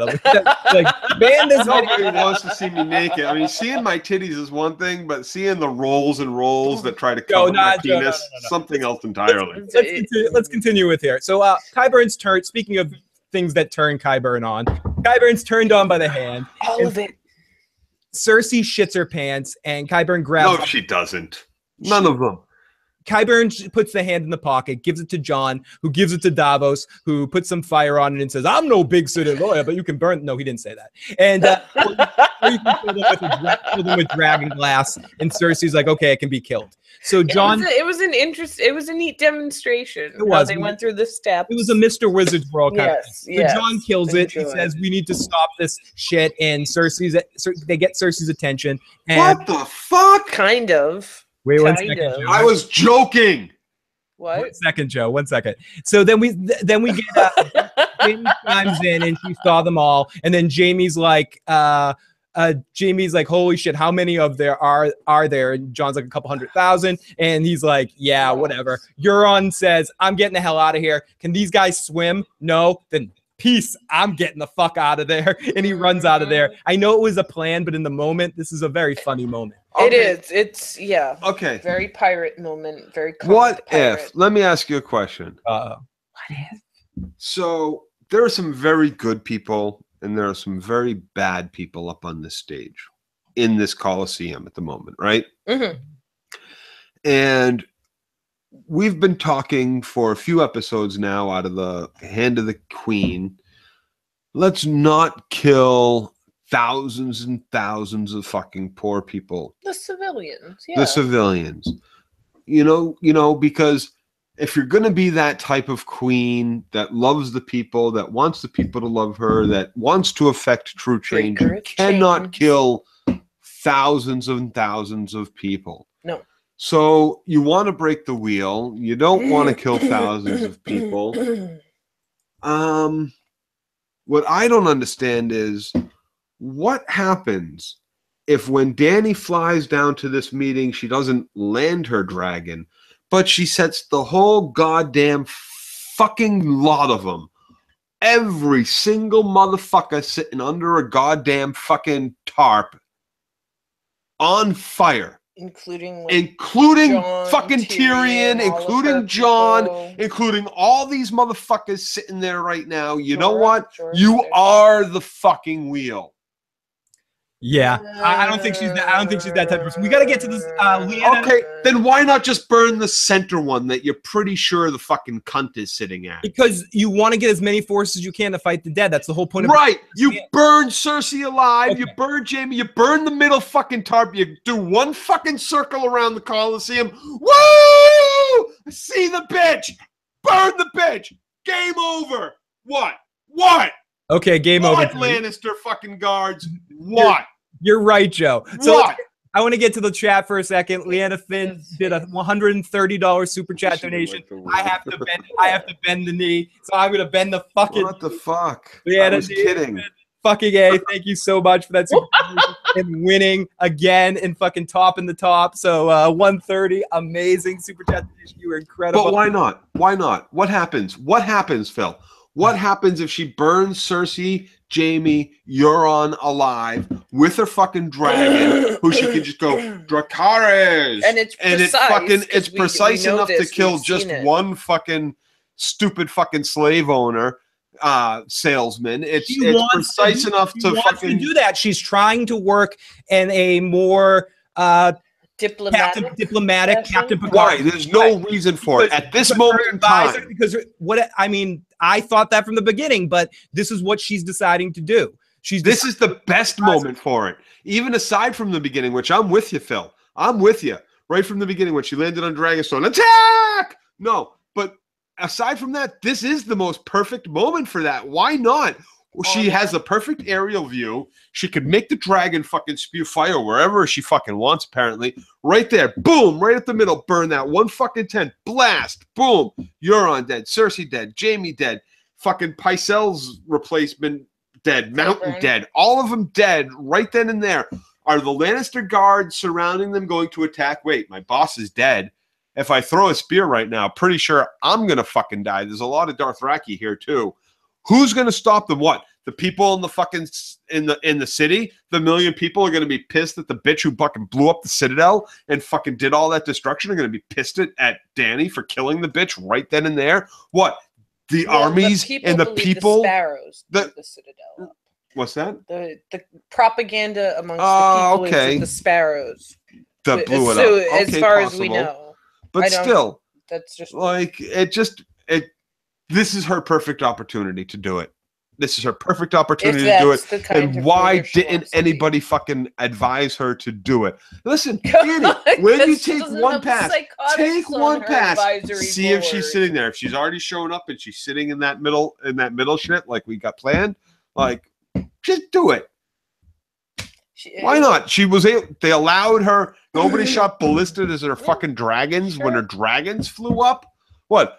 You don't set terms when you go to meet. You can only take 10 guards. We can only take 10 guards. Yeah. 3 people can talk on your side. 3. All that shit is usually set up. Mm-hmm. Like there's no. Okay. You got your point. You got your point out there. I don't agree with you, but you got your point out there. So let's continue. $5 for a minute where Joe can't say anything and has to. Here we go. That's a $5. Joe, you have to keep quiet for a minute here. Okay, done. As he's gonna run to the bathroom. That's not fair.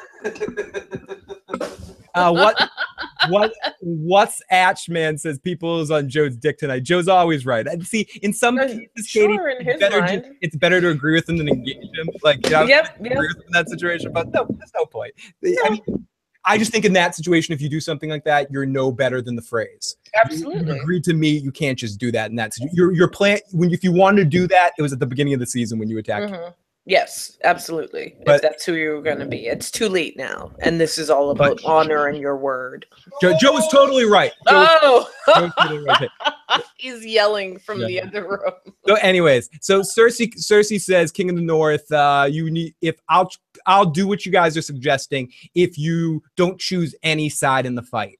And Jon can't lie in the situation, and Ned, the Ned effect. And says, ultimately, I've already bent the knee to Dany, and I can't go back on that. I love my auntie. I can't betray my auntie. So Cersei runs out of there. Jaime and Bran talk. Bran tells her to talk some sense to Cersei, and Jaime's like, I can't fucking you talk to Cersei. There's no sense in Cersei's head. There is no sense there. So Dany and Jon come together. They have a moment, and Tyrion's like, I would like to know that this happened with Jon Snow before we go into the situation. And Jon says, I can't lie here. He's like, well, you don't have to lie, but you could bend the fucking truth a little bit. And Davos is no big city lawyer, but he wants to change this up. And Dany says, listen, Tyrion, I'll go in there and talk to her. And then they sort of have who's going to go in and talk to Cersei, and Tyrion ultimately says, I'll be the sacrificial lamb and go in there and talk to her. Then we see Tyrion go in for the talk. We see the Mountain walk Tyrion in there, and it's a great scene. Tyrion and Jaime have an awesome moment where they both say they're idiots and will say their goodbyes to each other. They love each other a lot. I really enjoyed this culmination of the first Jaime and Tyrion scene a lot right here. Oh yeah, me too. Any scene between Jaime and Tyrion, it really it gets me a little bit because they really do love each other. Someone asked, what would have happened if Davos went to talk to Cersei? Now, Cersei, I'm no big city lawyer, but it seems to me if you're fucking your brother and you two are having a baby, you're gonna want this world to be protected from someone like the White Walkers. Now, these White Walkers are dangerous. Now, I'm no big city lawyer, Cersei, but I'm gonna tell you something. You better listen to that Jon Snow and that Daenerys Targaryen. That's what she would have had the Mountain smush his head.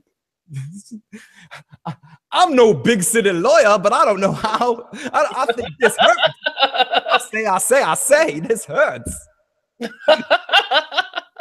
It hurts a lot. So Tyrion heads in to talk to Cersei, and the music is like Tales from the Crypt shit. Yeah, dude, it's scary, and this is scary. This is a scary scene. You don't know what she's gonna do to him. Like, she can do anything she wants to him at this point. She has the Mountain. Yeah. Ooh, this was very brave of Tyrion. Like the bravest thing he's done in the whole series. It's Foghorn Leghorn. Yeah, this Foghorn Leghorn. Are we supposed to believe that Tormund and Beric died in the last scene? I think pretty much. I think we probably should have. I think so. Holy shit. And I still see all those amazing numbers at the top of the super chat. I'm going to spin the wheel because you guys are amazing. I don't have something ridiculous for you guys for those amazing donations tonight at the end of this season. So I so much love for you guys. So much love that I got a drum fund, so I don't play a lot of drums, but here we go.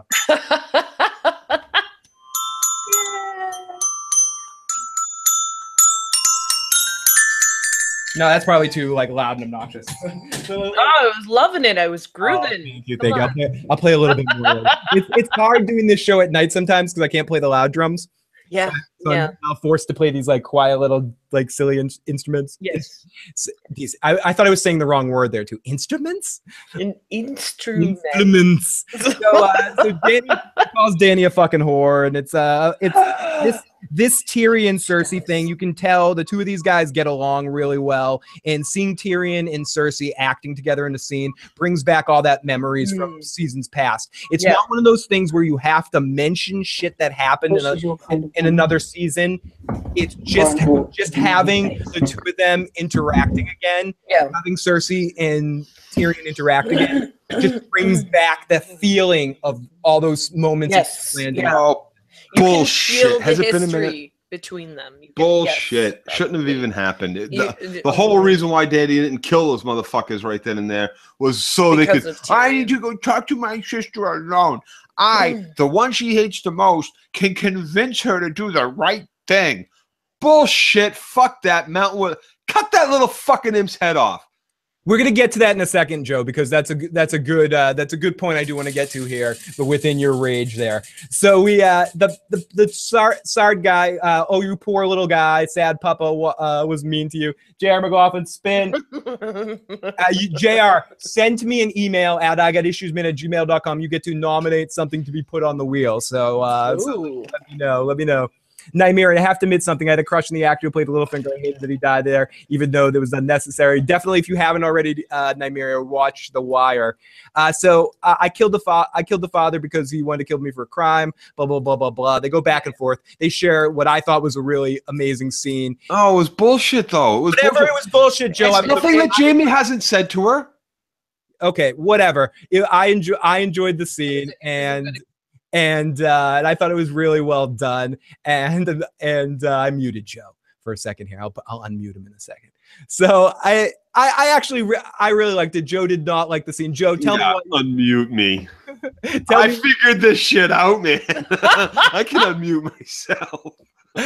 So he's on to you. He goes and gets some wine. He drinks it all. I love the silence in this moment too. It really kind of it hangs there well. They don't need to fill it all with dialogue. A lot of it's just the moments and the looks.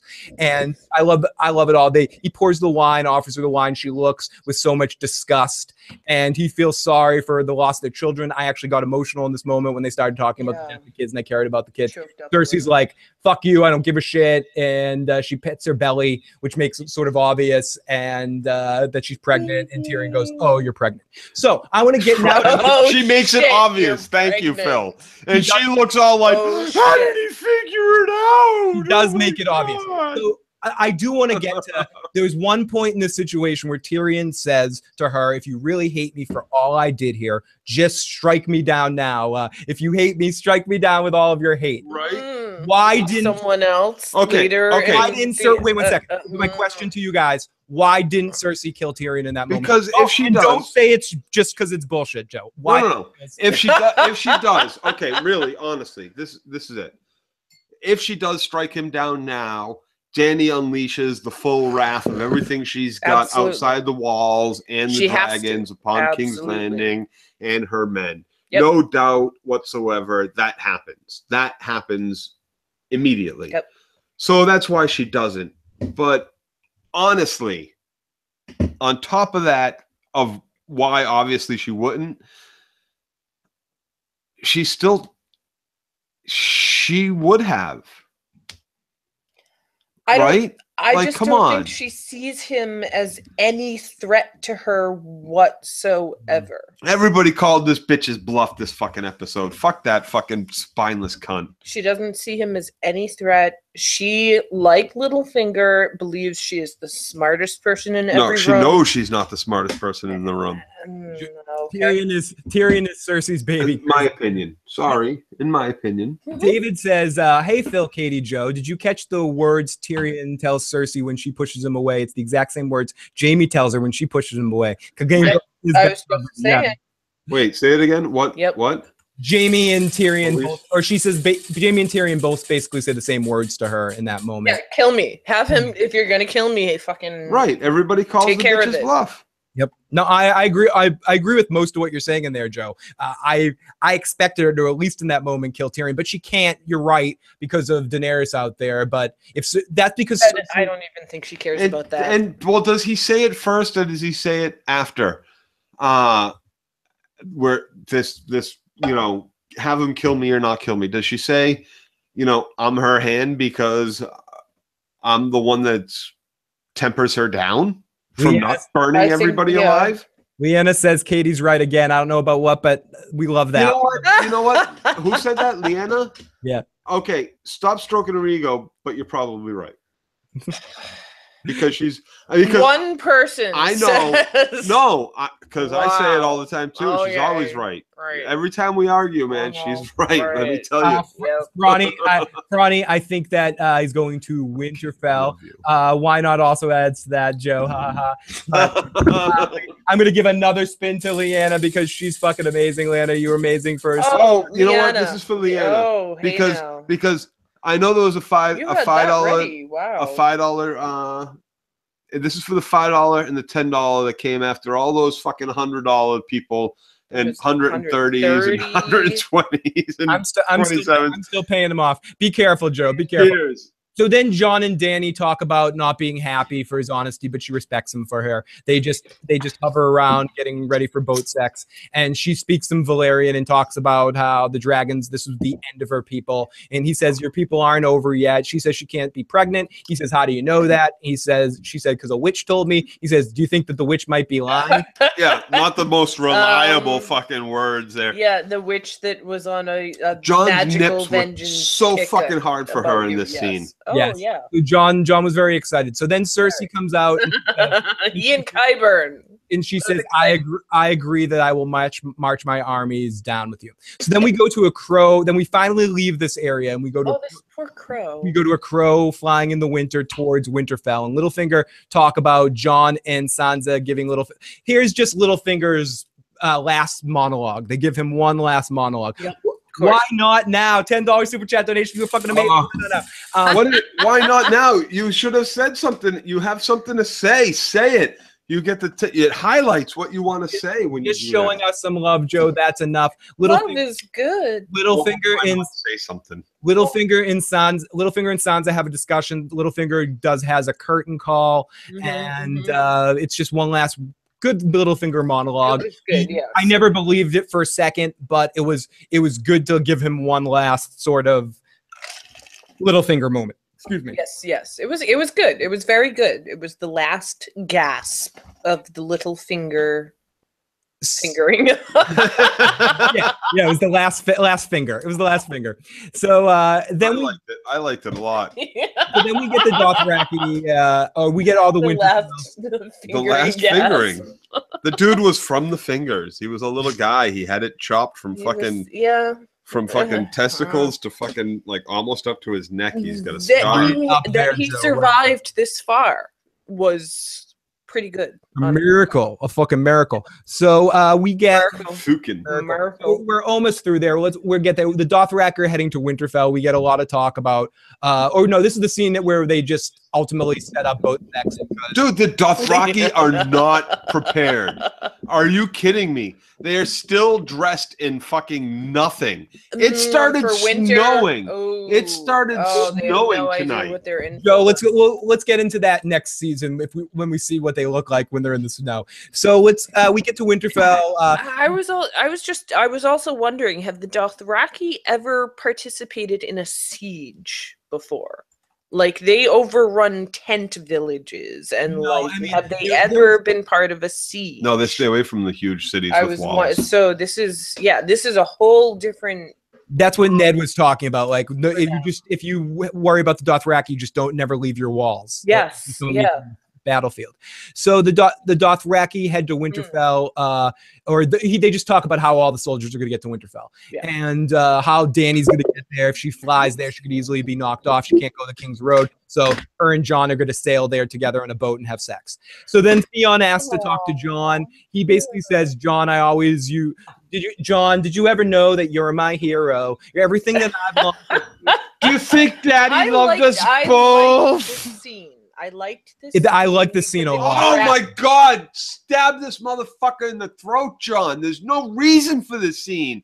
You like this scene, great. Oh, look at they grew up together. They were so friendly and they loved each other at one point. Fucking bullshit. This dude got his brother killed. Who cares if he fucking helped Sansa escape? That was the least he could do. The most he could do is die now. You die now. You know what? You get to go save your sister? Fuck you. Fuck your sister. You murdered two little fucking, one of whom possibly was your child. Innocent fucking children. You murdered the fucking dude. How many people at Winterfell died at his hand? Fuck you, Theon. Fuck you. Losing your cock and balls? Not enough. Not enough. Yeah, that was torture. That was horrible. Joe. Blah, blah, blah, blah, blah. Whack. Cry me a fucking river. Die, bitch. Joe, let's go into the live chat, see what people think of that. Sam says, I don't like the scene either, Joe. JW says, fuck. I forgive you as much as I can. Talking, you don't have to forgive that motherfucker at all. Talking Spit says Joe needs another timeout. Haha. I just want to be another.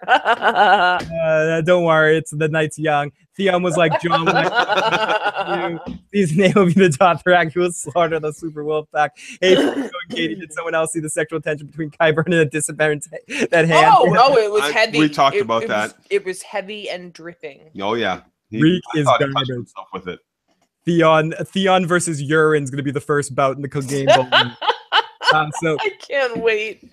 So Joe needs another shot. Not yet. Next one. Slow it down. So we will definitely. I see that we still have people on hold. Once we get through the recap, we're going to go to the phone lines for a while. Oh. So let me just get through this recap so we can get back to those phones. So John says it's not true. Theon and him go back and forth about being the right kind of person, about how he betrayed everybody, and John for whatever forgives him for some reason. I'm kind of with Joe, and because he's a good man. Like the last time they talked, right? I thought it was a well acted and well performed. Yes, and it wrapped up any connection between heavy scene, but every scene that I've ever shit on. Damn, you give him a little inch, Kojo. Every scene that I've ever shit on, right? Every scene has been very well acted. You have never heard me say that the acting sucks on this show. Not once. You've never heard me say the cinematography sucks. You've never heard me say the score, as far as the music, sucks. You've never heard me say that the show from beginning to end sucks. Okay, you've heard me say episodes suck or scenes last suck, episode was trash. or writing sucks. 1 second, Joe. Alicia, what area code are you? I can get your call in real quick if you have to crash before you have to go for the evening. Oh yeah. But Alicia, if you're still in the live chat, tell me what area code you are, and I'll pop on your call right away. So no, I agree with you. Someone asked me what I thought about the scene, just from a standpoint. I don't think John forgiving him that easy makes a whole lot of sense. It doesn't. I don't think it makes a whole lot of sense. But I still understand the scene because I understand Theon not having anybody and John ultimately not having anybody. And I know from my own personal experience, even pieces of shit that I grew up with, because they're the last people alive from the family I grew up with, I have a bond with that person, and I keep a bond with that person even though I don't necessarily trust them, I keep them in my life because they're the only memory I have from a right. But you don't live in a society where you're allowed to stab them in the throat, Phil. You're not really allowed. You are when you're the king of the fucking north. That you're talking about, and I didn't think of this as he's doing this and then keeping Theon in his life. He's breaking all ties with Theon, including any future thought of him. Yeah, he's forgiven. He's let go of whatever happens to him from this point on is on his own shoulders, and I have no ties with him whatsoever at this point. Very, very, very good point. I mean, that is a good point. That is a very good point. That's what forgiveness is about. It's not hoping for good or bad. You just let the person go. You know what? You're not tied to them anymore. Here's the They're thing. a sucky person. You let them go. Here's the thing. Forgiveness is a wonderful thing, but Katie knows, and she's heard me talk about this. I'm in a position where I get apologized to a lot, and I get apologized to a lot by. But here's the thing: when you don't accept an apology, or say it's okay, or I forgive you as much as I can, like John. Here's the thing: I don't watch the reaction. Is not about saying it's okay. Exactly. Watch the reaction to people. Watch the reaction that garners by not accepting, not saying I don't accept it. I'm not saying do not accept the apology. I'm saying when somebody apologizes to you, I don't think Theon was apologizing. I understand what you're saying. Yeah, he was. I don't think he was apologizing. I think he was asking John's help about the Yara situation specifically, and I don't think John was forgiving him. I think John was saying, I don't give a fuck right now. It's living versus dead. I don't care, Theon. Like, I can deal with you later. Like, I don't think Jon forgives him at all for what he did. I don't. And in the fact that he's going to go save his sister instead of go fight in the north, go fuck Theon even more. Stab him in the belly even more. Get the Greyjoys away from them. They're fucking good. Yes. Yeah, let them do their own thing. Fuck it. Yeah, go away, Theon. Go handle Greyjoy shit. Yeah. He's letting go. That's the point of forgiveness. Forgiveness has nothing to do with saying it's okay or you don't deserve whatever the fuck you get in the future. It has nothing to do with that. No apology. Theon wasn't looking for help. He was just looking for relief. Oh, we got Broke. Exactly what Jon gave him. Great, awesome, Katie. Broke says, Broke, $2 donation from Broke Black Man, and that's as good as $100. Thank you, Broke. Cersei didn't kill Jaime. Not 100% evil. She loving the Cersei. Let's give him a not 100. Wow. So Theon then goes and tries to rally the troops, and we get some Greyjoy stuff as the Greyjoys fight, and then the Itchy and Scratchy show, and then Theon gets up. Oh no, the guy tries kneeing him in the balls. Theon keeps getting up like Rocky and keep coming towards the guy that's beating the shit out of him. And then he tries to knee Theon in the balls, and then Theon has like a Hulk Hogan moment where he shakes his head and goes crazy, and then beats the shit out of the guy and gets on top of him, starts pounding the fuck out of him, and then gets up smiling as he feels the warrior spirit and understands that he's both a Stark and a fucking Greyjoy. He can embrace both his sides. It's a little whatever. It's not my favorite scene in the episode. We get redemption stuff. Yeah, he's gonna go save Yara. Redemption, blah. Yippity. Yeah. So on to something more important. We go over to Winterfell and Anakin, Sansa, and she has that smile on her face when she turns. And then we come in and we get the Littlefinger dying. They bring Arya in like she's about to be fucked here, but no, it's not Arya. It's actually for Littlefinger, the people you killed Littlefinger, and then Sansa says everything Littlefinger's done pretty much, calls it out. Arya's there kind of just saying, yep, you're fucked, Littlefinger. Smile at him the whole time. One of my favorite points is the smile. I love that fucking sly look she's giving him. And you killed Jon Arryn. Do you deny it? Do you deny it? Littlefinger comes forward. He's like, no, I didn't do anything. And Bran comes out of nowhere and says, listen, I know what you said to Ned right before you killed him. You said you should never trust me. Isn't that true? And Bran's voice just kind of cuts through it all really randomly. You told my mom that this knife was Tyrion Lannister's, and there's nothing you can do here. And Sansa's like, you sold me to the Boltons, and you're fucked right now. I like this scene. It's beautiful. Yeah, that's all I have to say. Great. And he eventually just gets on his hands and knees and starts crying and begging and being like, wah. And Arya just goes over and cuts his fucking throat. Crocodile fucking tears. He tries everything. He tries, no, you're mistaken. That's not true. Then he tries, nobody can prove it. Nobody witnessed anything. Then he tries, men, defend me. Timo says you like Theon this episode. I like Theon in this episode too. This was the thing I was the least interested in during the episode. Oh, me too. Jan says Drogon kills Viserion like Drogo killed Viserys. I absolutely think if it comes down to a battle between those two dragons, Drogon will win. Yes. Plus, he's got the inner support of Rhaegal with Jon riding him as well. So. Oh, yeah, riding those blue balls. Oh, we got fucking King McKay. Holy shit, so much. Great to see everyone in the live motherfucking chat.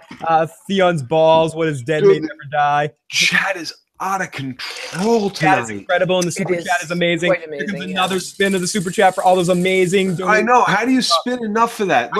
I can't. I just have to like give everything. Yeah. You know, like you know what? These Phil, I have. If you can. Those people who donated plus $100 tonight, if you take their names, I can send them something. Have them email me. If any of you guys want to email me, I'm sure Joe can send you a cool little collectible or something. Absolutely. Anybody who tonight donated over $100, I know it kind of like coaxed some people into it, but I will send you some sort of collectible. If you send your name and email or whatever address, Phil get their contact stuff. And I will give Phil something for each of you. It's we'll not mail going to be worth $100, but it's going to be something neat. Cool.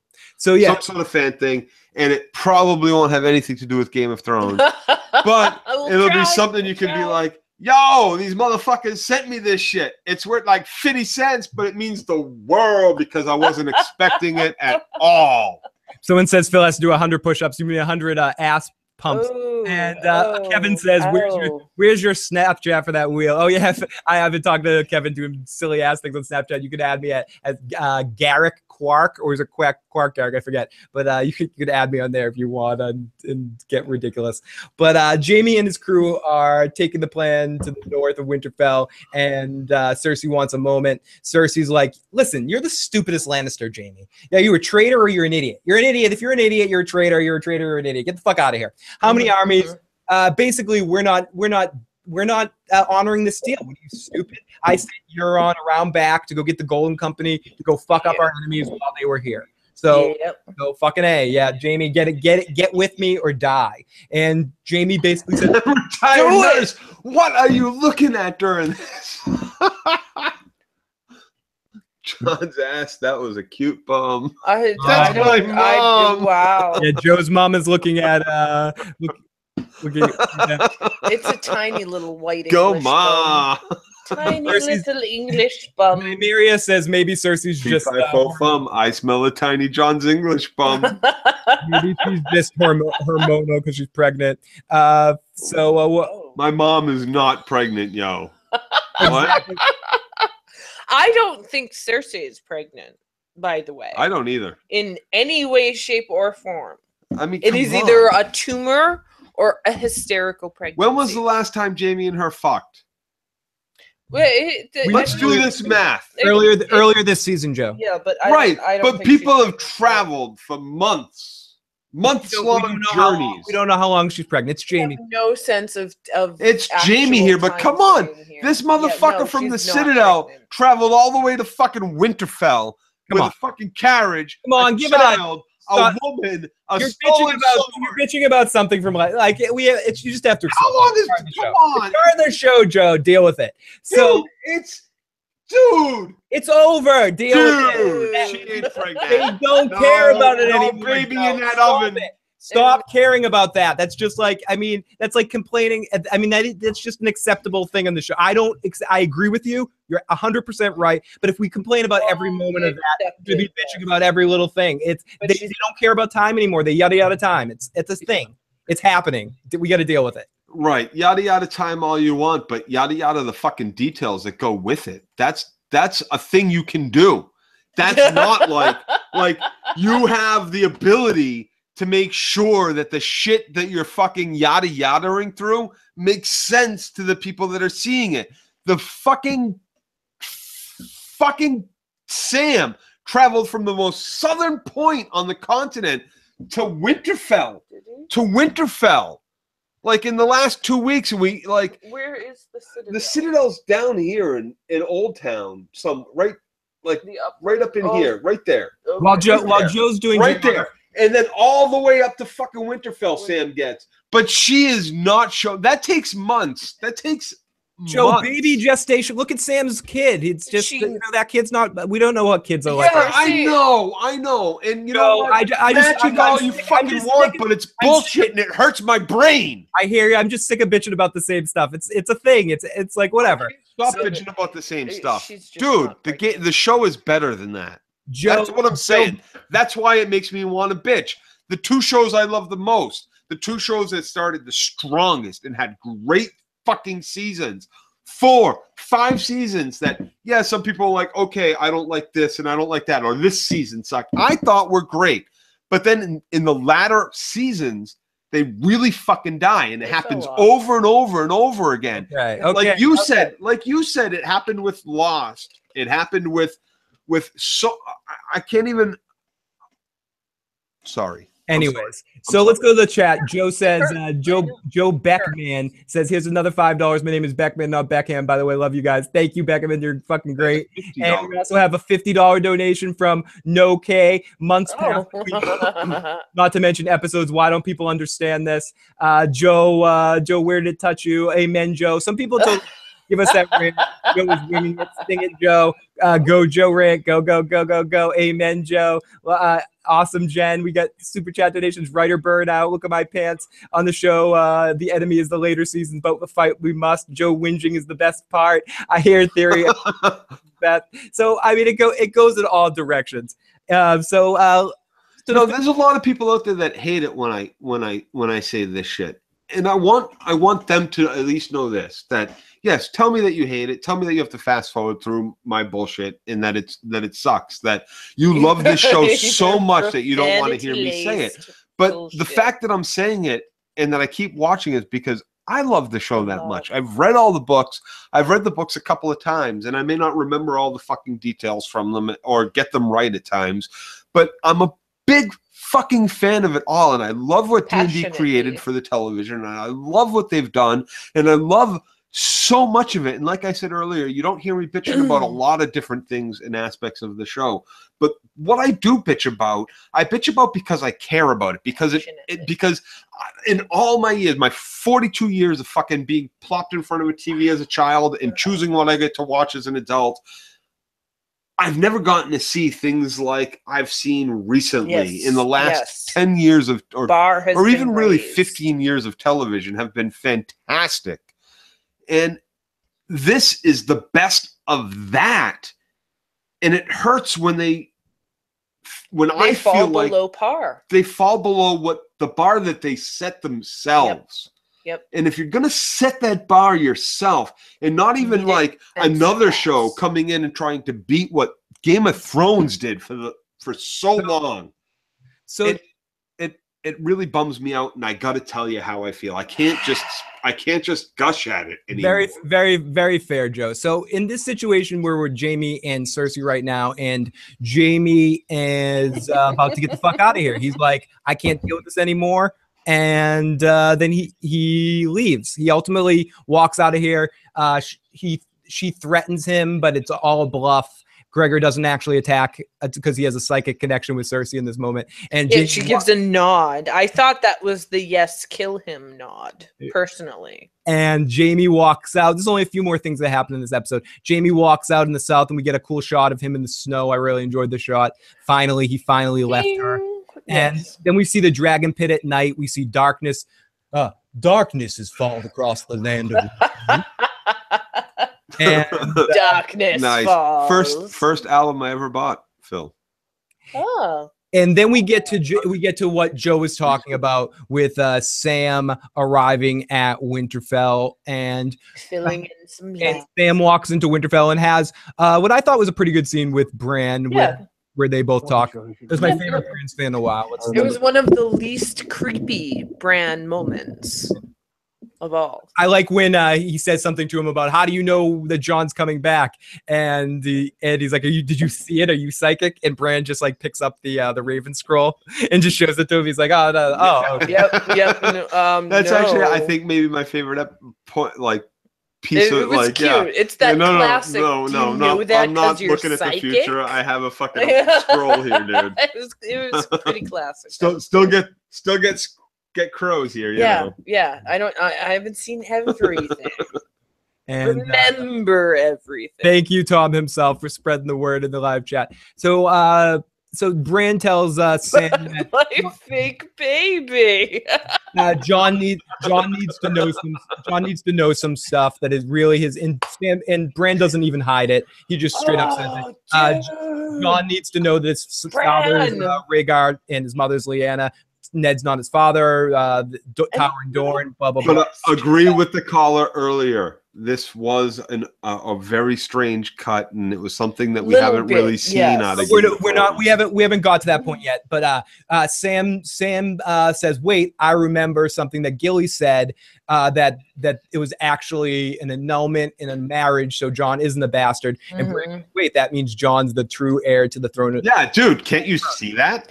And his name is. And then it transitions to Bran, quick transition, almost quantum leap like, where Bran leaps into the time, leaps into the situation where the marriage is happening, and we see Viserys marrying Lyanna. We see Rhaegar marrying Lyanna. It's a quick scene. It's a very quick scene. And then that's counterpointed with Daenerys, with Jon showing up to Daenerys's room and knocking on the door, heading in, taking off their clothes, boning, lots of side butthole. We get to see Kit's butt or a skirt top. We got to see side butthole and Daenerys. We got to see some a lot of side. So uncomfortable looking. It was flashing back and forth. I like how this was done. I did too. It was counterpointed. Like this is where I like how this was the transition into it. Was Bran watching? No. Yes. No. He wasn't watching the snacks. He could have. Yeah, he was. Tyrion was listening. Tyrion was not watching. Everybody was watching. Bran was broadcasting that shit on fucking Wi-Fi. He was Snapchatting them. Tyrion was like, "Yo, Green Seas, check this shit out." Yep. It was hot. So, and we also find out that Jon's real name is Aegon Targaryen. He's not a bastard. He's not a. He's not a sand, yo. He's an Aegon Targaryen. Holy shit! Another $50 donation. Holy shit, Jan. Wait, okay, is that the same dude? No, that was no. Jan Edvardson. In season 8, Cersei will dress her fake baby doll in armor and act all insane. King Doll on the throne. Chucky's coming. Holy shit, that's an awesome job. Awesome comment. Sansa does then we get Sansa and Arya having their first sensible conversation ever, and they talk back and forth, and they talk about I'm sorry. Arya thinks that Sansa is the strongest person she knows, or no, like I think she's the strongest person she knows, and Arya is the toughest person she knows, or whatever. They go back and forth, and they have a nice scene with each other, and they talk about father. They talk about they do this. They do the Sansa does that line about the lone wolf dies and the pack survives. Yeah. Just like, and that's how they justify. They who do not carry the sentence shall fucking cut the throat of the fucking cocksucker standing in front of us that deserves to die. First of all, cocksucker. No. Right, cocksuckers are awesome people. We like cocksuckers. We want people to suck our cock. So that's how they justify the whole like he who passes or she who passes the sentence, executes. Because the lone wolf shit. Right, because they're a pack. Because they've been pumping that shit at us all season, so we can see the parallel and understand why Sansa didn't get up and cut the motherfucker's throat herself for fucking selling her to a fucking psychopath, for fucking throwing her onto the fucking window in front of her, for fucking doing. Seriously. So let's finish this episode off. We go over to Bran, who's by the tree, and he's watching, and we see all the crows, and Bran's inside, and we get great visuals as we see Tormund and Beric. They're looking out, and they see suddenly a bunch of White Walkers and Whites marching towards the wall. They're all lined up. The music's going. It's fucking crazy. The moment's on. The horns come. The giants are there. The Tormund's like, the fuck, I'm fucked. They pause. Holy shit, here comes the fucking dragon with the blue flame. Viserion, blue fucking blue fucking super flame fire. The Night King lays siege on the wall as all our knights watch. Wildling guys start running like fucking crazy as the wall starts crumbling down as the Night King sprays fire on it, and everyone else is just looking. The Night King is like fucking the dragon while the fire's coming out. It's fucking crazy. All the dead corpses are smiling. It's just a great visual of the walls crumbling the fuck down as the dead march forward. On the fuck, the dead are through the wall. It's happening. It's on season 8 of Game of Thrones. Where the fuck are you now, motherfucker? If you were to just give us 7 episodes, just give us all 13 episodes at the same time. I want it. I need it. Fucking A. Great stuff. Joe, how awesome was the wall? How awesome was the wall coming down? Dude, it was cool, I guess. It was like at least it wasn't a Horn of Winter, right? That they didn't talk about once throughout the entire fucking show. That everybody kept saying, but the Horn of Winter, but the Horn of Winter, but the Horn of the horn was a fucking dragon with blue fire. Two questions. And it was kind of fucking lame, dude. I'm sorry. It was kind of fucking lame. You're fucking lame. No, it was nice to see the wall come down. At least we know that happened. At least we know that the dead are now past the wall. Fucking finally. So if everything that Jon has said, and everything that everybody has said that has seen this army is true. If the dead get past the wall, we're fooked. We're fooked. Like, gorgeous twats and cunts from Mole's Rat or the brothels of King's Landing. Who gives a shit? We're fooked, right? That's what everybody said. Guess what just happened? Guess what just happened? Everybody's fooked. We're fuck time. So let's get into the live chat. Oh my God. I didn't want to see the Night King on Viserion until next season. Joe, that was awesome watching the wall coming down. Ed's like, the fuck, I don't want to be Lord Commander anymore.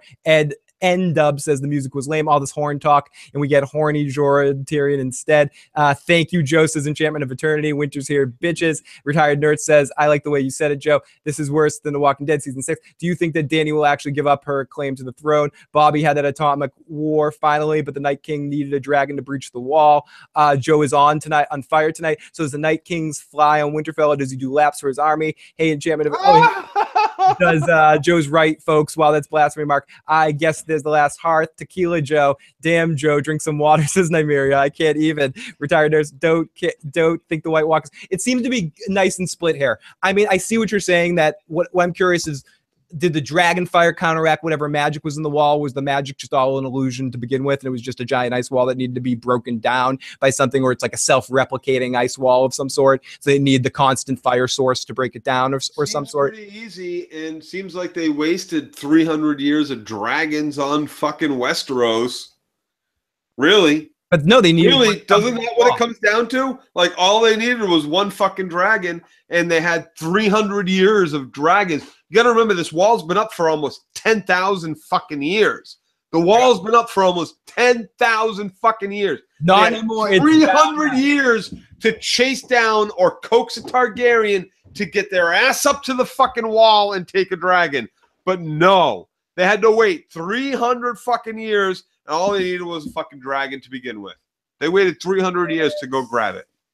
That's all I'm saying. Timeline. Out of 10,000 year history of the fucking wall. Joe, let's go. It's time to go to the chat and go to the fucking phone lines. Ab says, Phil, will you two please address Tyrion's sadness in Jon and Dany so I can see it in the chat a million times? Tyrion has the same thing that all those motherfuckers had, and that's a hard-on for Dany. Jorah, hard-on. Fucking that dude she left behind in Essos, hard-on. The dude that died at the fucking last Coliseum she was in, hard on. The fucking dude with the warlocks, hard on and locked in a fucking case. Everybody that comes across Dany has hard on for Dany, and only a couple of motherfuckers have gotten to put it in her, and amen to them. Joe, are you ready to take some calls? Bring them on. You ready to bring the calls on? I gotta go. Hold on. Before you bring any calls, before you go away or do whatever you're about to do, turn around and spin that wheel, and before it lands, take a drink with me. That's why I need to go get a drink. Asshole. So let's take a call. So Joe, you're taking this call. This call is going to be all right. Caller, what area code are we calling from, Phil? This is area code 715. Joe, take the area code 715. Tell me who you are and where you're calling from. This is the Madcap. What's up, guys? Season finale. Oh, dude, the chat's killing it. I love you guys in the chat. I love you, love you, love you. All right, get to my point here. I loved when Tyrion and Bronn were walking, and it was like all business, and then after all the business was on, they were like, hey, man, it's good to see you. And then here's my point about Cersei, okay? I think she was faking the whole time that she wasn't going to make a deal, because her strategy is like, yeah, fuck them. We're just going to wait and rule the whole South while the army gets bigger and totally fucking kills us all. You know what I mean? They had no choice. You got to either fight them all or you're going to just get totally annihilated. Yeah, they're going to take over the South and then let the White Walkers get bigger and stronger, maybe get another ice dragon. I mean, come on, dude. She is so fucking dumb. Man, and I love Jaime. My last point, I love how Jaime was kind of looking at his gold hand at the end, like, you know, this is what you've done with my life, you know, all for fucking gold to be a Lannister. So I can't wait to see those two together. So I'll take my answer off there. Love you guys. Awesome. I really can't disagree with anything that caller just said. And no, I loved how he looked down at he felt the snow and he was like, oh shit, I'm going north. I probably should cover up my gold hand, my big fucking hi everybody. I'm Jaime Lannister. Cut off my right hand too. On my left hand too. Whatever fucking hand I still don't cut. Holy shit! Let's go. We got a couple people that have been. Oh wait! I said spin that wheel and take a drink. Oh, spin the wheel. And we got to just keep spinning the wheel for these big donators. You guys, those big motherfuckers. What the fuck? You guys are incredible tonight. We cannot say enough thanks to you guys. You guys keep me being able to do this. Everyone drinks, Joe. It landed on everyone drink. I just did. Everyone drink. That's good. So let's take some more calls. Let's take area code 985, and we're also going to go to the voicemail line and the text. 985. Who are you? Where you call from? Hey. So you gave me the bug. Hey guys, Katie, it's Draven. How y'all doing tonight? Doing awesome. How about you? Good. I had a question and 2 quick points. Dude, do the points first. The quick question was: did anybody else get a lightsaber feel with Viserion in there? Like he was trying to get to the blast doors, it just kept like twisting the fire. You're actually one of the earlier callers. Also made a Star Wars reference earlier, so you're not the only person. That's pretty cool.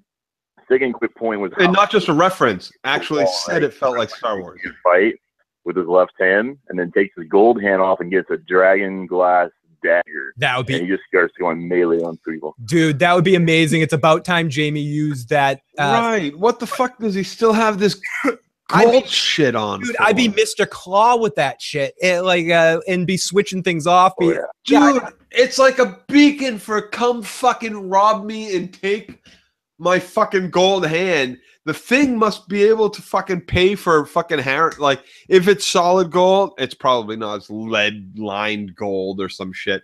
But, like, it's still worth a fucking fortune to most people in Westeros. Take that shit off, attach a fucking sword, and start fighting with your fucking right hand again, like your Daryl's fucking older brother and fucking Walking Dead. God damn you, Jaime! Smarten up! I know, right? Well, the thing is, to my first point, he's been lugging that 100-pound thing for a while now. You give him a 15, 20-pound blade, he's going to be unstoppable. Oh, yeah. Boom! By now. Yeah, he's working it out. Yeah, exactly. Oh, yeah. That arm is going to be fucking straight fist of fury. Yep. Yeah, go for it. I love the show, and I love the feedback and everything, but you understand, they're making this television show for the 90% of the people who don't want to read the books. Yeah. So, as much as I'd love to see this, we're never going to see this, but I'd love a Kyvern mechanized horse cart drawn by the mountain and spike armor with Bronn shooting exploding glass laser beams and laser beams. Night King with a hooker in each leg. Awesome stuff, caller. Great. Dude, I want to see that. I want to see that. Great. Well, somebody out there in fucking YouTube land, make that fucking shit on video so I can watch that. Make it happen. Michael Bennett. Please make that happen. We got a super chat donation from Michael Bennett. So Joe is on fire tonight. Adding to my previous donations because I want Joe to send me something. I don't even care if it's worth 50 cents. Love you guys. Everyone take a bite of a sandwich. So Michael Bennett. Oh, dude, you're all getting something. Send your shit to Phil. You need to make sure if you're one of these big donators that keep donating all this fucking crazy money. Hell, anybody who donated tonight, Phil, fuck that. Anybody who donated tonight, if they send you their information, I have something for them. No, that's a big really do. It is a big promise. And anybody who did it, I do have something for them that I will give to you to send to them. Perfect. And you know what, Phil? I'm going to put you on the hook. And if you didn't already give it away, you're sending somebody that photograph. I already did. Okay, then fine. Forget it. Awesome. I'm glad you sent that to somebody. Yeah, Craig. We sent that to Craig. So let's take another call. Nice. That is so awesome. Oh, he loves it too. Lots of love to Craig. Area code 626. Sweep the leg. Hey, what's up, guys? This is Joe from SoCal. I just have a quick couple points I wanted to bring up. Do it. It's your show. Take over. Now, thanks, man. Okay, first, I just feel like the writers now have pretty much just exposed that Dany's like whole storyline is over. I mean, now that we know Jon is the fire and ice and whatever, she's never going to be like the one ruler. So doesn't that kind of like hint she's going to like sacrifice herself or die somewhere? I mean, that's her whole story. She's like the one ruler, you know, and now it's like, you know, it kind of like hints like she's not. You know what I mean? So I feel like the writers kind of like put themselves in a corner. Like, how are they going to like solve that? You know what I mean? By wedlock.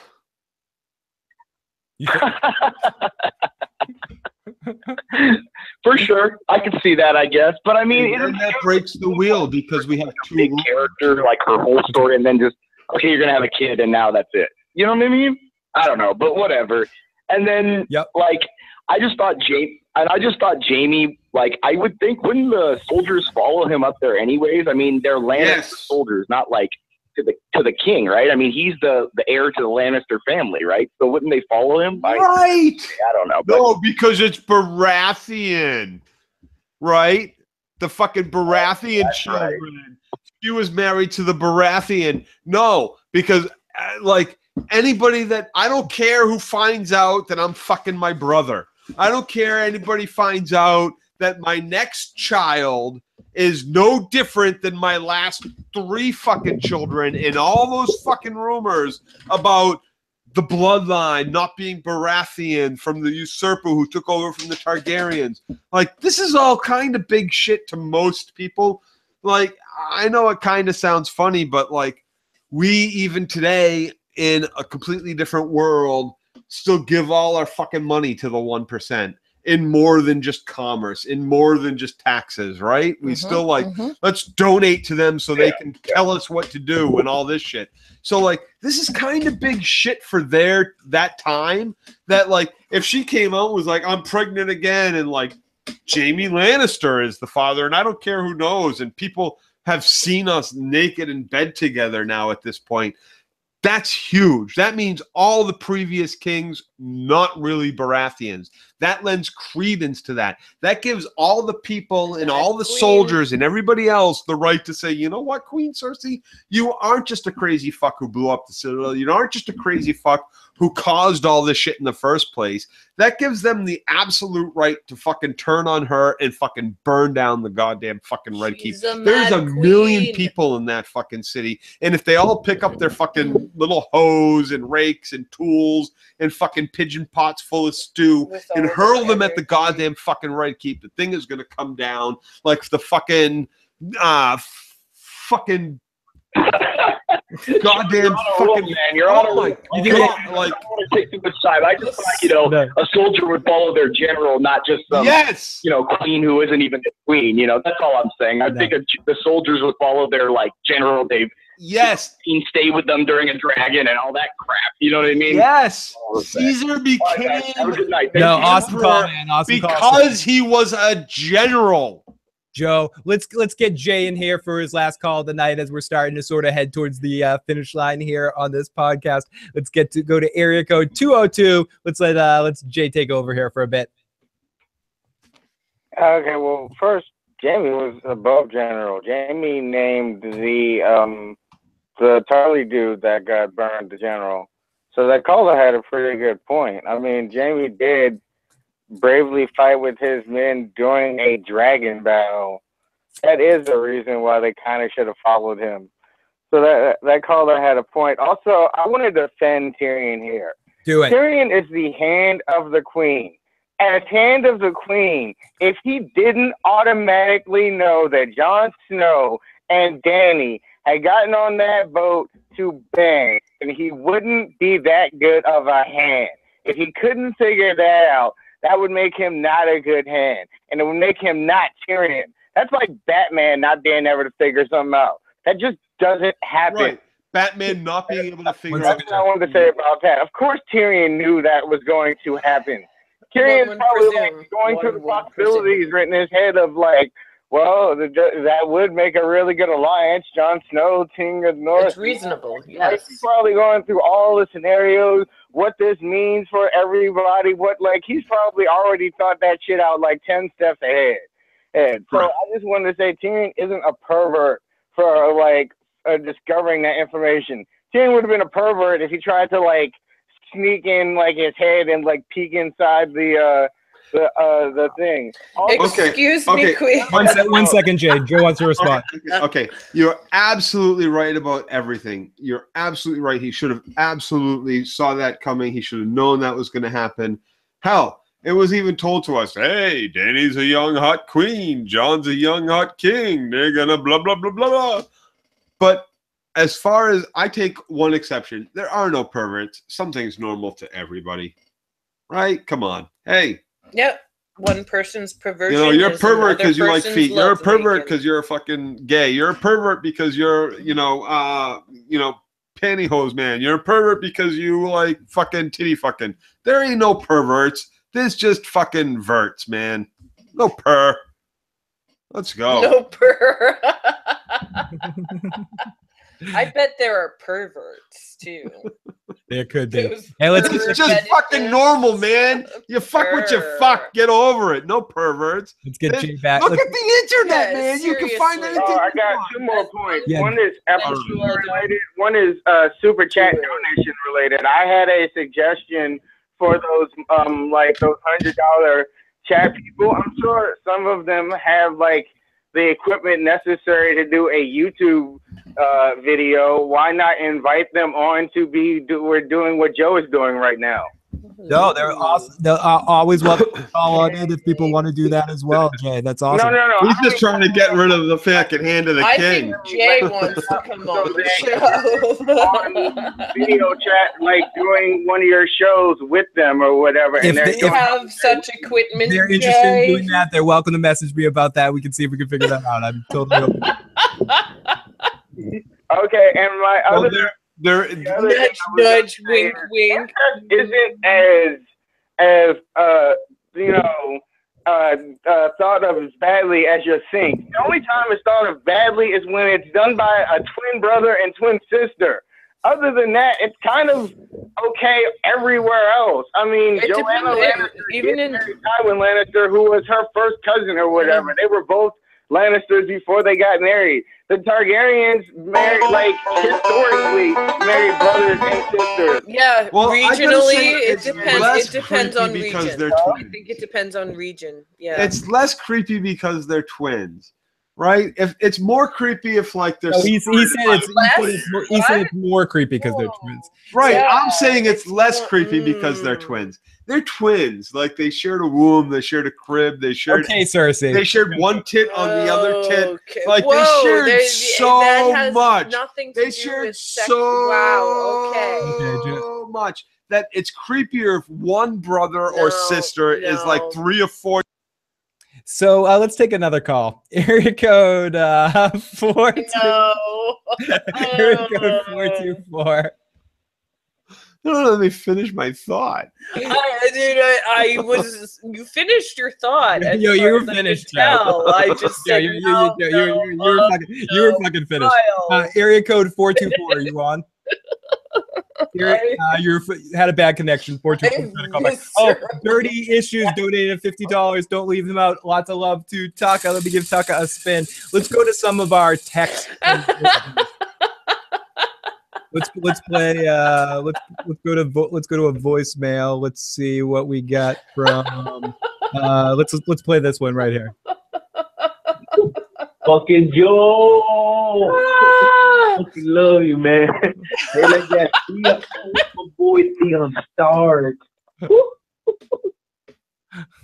I want to listen to that one again. Fucking Joe. Fucking love you, man. How you like that? Theon? Oh, my boy Theon Stark.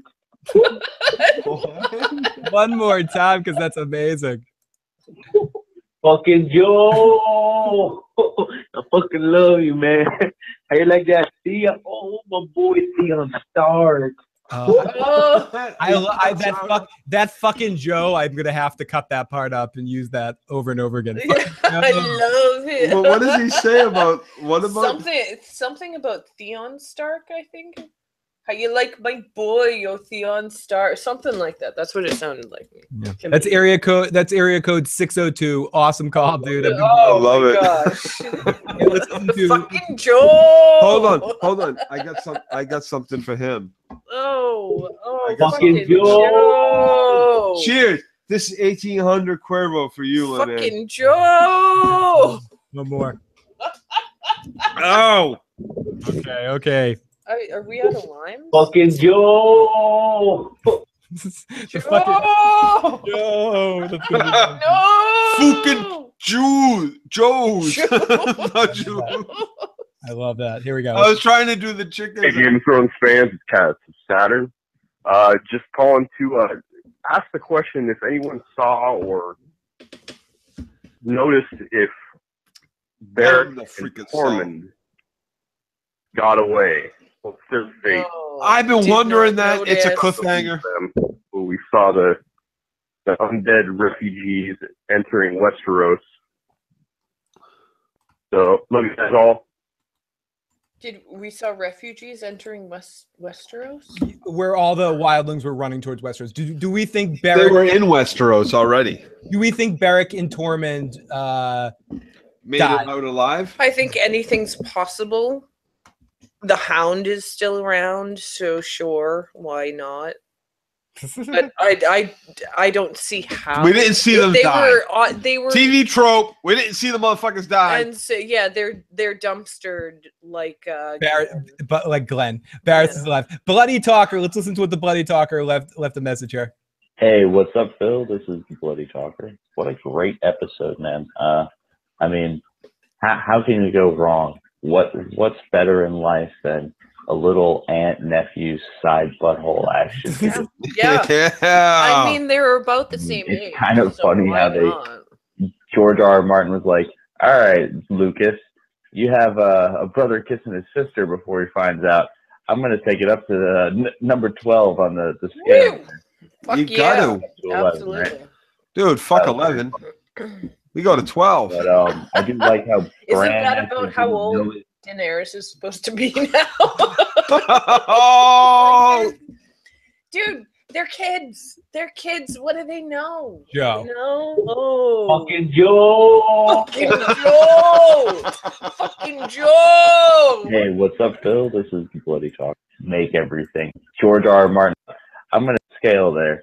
Just crank it up to 11, right? So that was pretty funny. But I do like how Bran actually didn't know his name. He thought he was a Sand. Yes. It kind of explains why he's not really talking about it, not telling John. Absolutely. Because he has been watching so much other bullshit. Like, come on, well, Bran. he would still be telling John you're a bastard. I know. And you're a bastard foreigner Dude, at this point. Motherfucker ain't talking enough. He's watching all the wrong shit. He's too busy watching Sansa get raped over and over again to fucking watch, like, oh, wait a second. Maybe I should check out this whole Lyanna and Revolution thing. That rebellion seems a little weird. She's whispering something in his ear over and over again. I don't know what the fuck he's talking about. He is lying when he says he remembers everything. Yeah, he's a fucking idiot. He's just watching his sisters get raped over and over again. Like, that's all he can fucking focus on. He's like, I saw you, Sansa. Hi, you got raped. You're so pretty. So Joe's characterizing Bran in a whole different way. Fucking pretty. It's from Bran's little creep. So pretty when you cry, bitch. Like, that's fucking Bran instead of watching and fucking trying to figure out a little bit more than just like, oh yeah, bastard's still a bastard. No fucking problem. Don't worry about it. Fuck that kid. Fuck that kid. Let's play another message here. I'm on timeout. Joe is himself on timeout. Was good. Hold on. It was very depressing. I thought they should show the Jon and Daenerys love scene right there at the end. Oh, I think his phone ended up cutting out there. I think he was saying that it was that they didn't end the episode on the love scene. They went to the White Walkers. Yeah. So let's take one more call right here, and lots of love to Antoine Thomas. Please leave us a message for the feedback show. Your phone ended up cutting out there halfway through. So let's listen to this message. So with Jon's real name revealed to be Aegon Targaryen and the Golden Company making their way to Westeros, do you think that we will get some version of a book Aegon to confuse his identity for the rest of the country? I think I was talking about this in another stream earlier somewhere, or I think if they do any of that stuff, the Aegon from the book stuff, they're obviously going to be doing it with Jon, and it's going to be interesting because Jon is heading to Winterfell now, so no reason, if through what we're giving Joe shit about and Joe's being honest about, and I believe he's right about like the travel time, but there's no reason why Jon shouldn't be in Winterfell the first moment of the next episode. Yeah. And so he needs to find out about his parentage and find out what he did with Daenerys. And that's going to be a very integral plot point in season 8, probably, on how they handle that, and if it's believed, and where's the proof, and where's the beef. There's not like Maury can come out and go, the test says yes, you are the father. Yeah, everyone has to just take Bran essentially at his word, and Sam for what he heard from his wife. Just because you are omnipresent or you know everything and you're fucking crazy, even like Bran, doesn't mean you always tell the truth. No, absolutely not. You don't have to. Yeah, you do. You know everything, so like you know the best opportunities to lie. And let's look at a couple of text messages if we have them right here. This is from Karan. Robert's rebellion was not built on a lie. It was built on a misunderstanding, followed by let me finish. Perseveration, considering Aerys wanted Robert and Ned executed. Oh well, Dan and Dave always want to paint Ned and Robert in a bad light. Joe? I don't think. I think it was a lie on Robert Baratheon's part. Who knows? Or denial or delusion or misunderstanding. We don't know enough. Actually, I'm gonna go fucking right even. Lyanna's character. Hold on, I know Lyanna's character. All I have to say. She's Arya, right? Yeah. She's essentially Arya-ish. She's the Arya that came before Arya. She's like a cross between Arya and Brienne. So to say that she's a weak woman, or any of those things, Arya and Sansa. Okay, to say that she's anything but a strong character in this telling of her is a little ridiculous, right? So when she disappears or elopes with Rhaegar, it's not necessarily built on a lie or a misunderstanding. We don't have enough information. We don't have Bran. He was like, okay, he's a bastard. Okay, that's all I need to know about this whole situation. He didn't go to dig further in any of these characters' timelines. You would figure that Bran would be all about trying to figure out the Night's King shit and trying to figure out the rebellion shit, trying to figure out lineage shit at this point where he knows that it's a sand, but why don't we dig a little further? Why don't we try to get a little bit more history? Instead, he's like, oh no, I remember everything, but I can see the past and the present anywhere around the world. So what the fuck is he looking at? He knows he can see anywhere around the world. I can't agree with that. So I'm going to say we just don't have enough information. So much. Now, continuing on to the, what was that, Katie? I can't say that he's mistaken for not delving deeper into that. He believed he knew Jon's parentage, and he's like the original Three-Eyed Crow said, like he has so much to cover, and he has his important points now that he should be covering, like the Night's King and how to defeat them and the histories of that. But I don't think it's necessarily such a big flaw that he didn't. He just keeps watching his sister get raped over and over again. The fucking little fucking devil. Joe assumes. Now, Joe, this is from area code 630 that says, and I think they might have had a couple of other comments here. I think Tyrion is about to. Who comes after you? Oh, no, this is from a different night. Maybe this makes me an asshole, but I couldn't get past all the things that pissed me off about this episode to appreciate the stuff I should have liked about it. The whole season felt like being stuck in quicksand. I agree with Joe. Everything. Joe is right. So 401, this is from area code 401. Tyrion kept saying, I love the children to Cersei. Maybe a clue. 865 is really doesn't like you, Joe. I want to hear it. No, it's just repeated the same thing. We already said what he said. He typed it a couple of times, and he just said, "I'm no big city lawyer, but I'd fuck Joe up." I'm no big city lawyer, but I'd fuck Joe up. You know what? I like being fucked by big city lawyers. He does. He enjoys it. This is area code 253. Hey, everyone. It's Gildan from Seattle. I have 2 questions for tonight's final episode. First, when is Jon going to find out who he really is? First episode of the next season. First, yes. He'll still be in love with Dany. And third episode. Third episode, says Joe. And they would die in the final season, leaving their child on the throne. Second, will Jon ride the second dragon? Jon will definitely ride the second dragon. Yes. And the kid, I think they're being too heavy-handed with the Daenerys. So you're sure you're can't get pregnant? She's having a baby. Yep. Absolutely. 100%. Area code 201. 100% she's having a baby. Phil got a theory here. By the way, this is Nick from New Jersey. What if right before Ramsay got eaten by his... Oh, this is from last year. This is last year, a year from now is your only other text. Thank you so much for joining us again for the season finale and sharing your thoughts again. Phil, I don't know about you, but the way Arya walks around with her arms behind her back, all confident like she's a badass, is annoying. It's the only thing. Yes. It's the only thing that feels artificial about that situation. She doesn't earn it in my eyes. Yes. Interesting. Yes.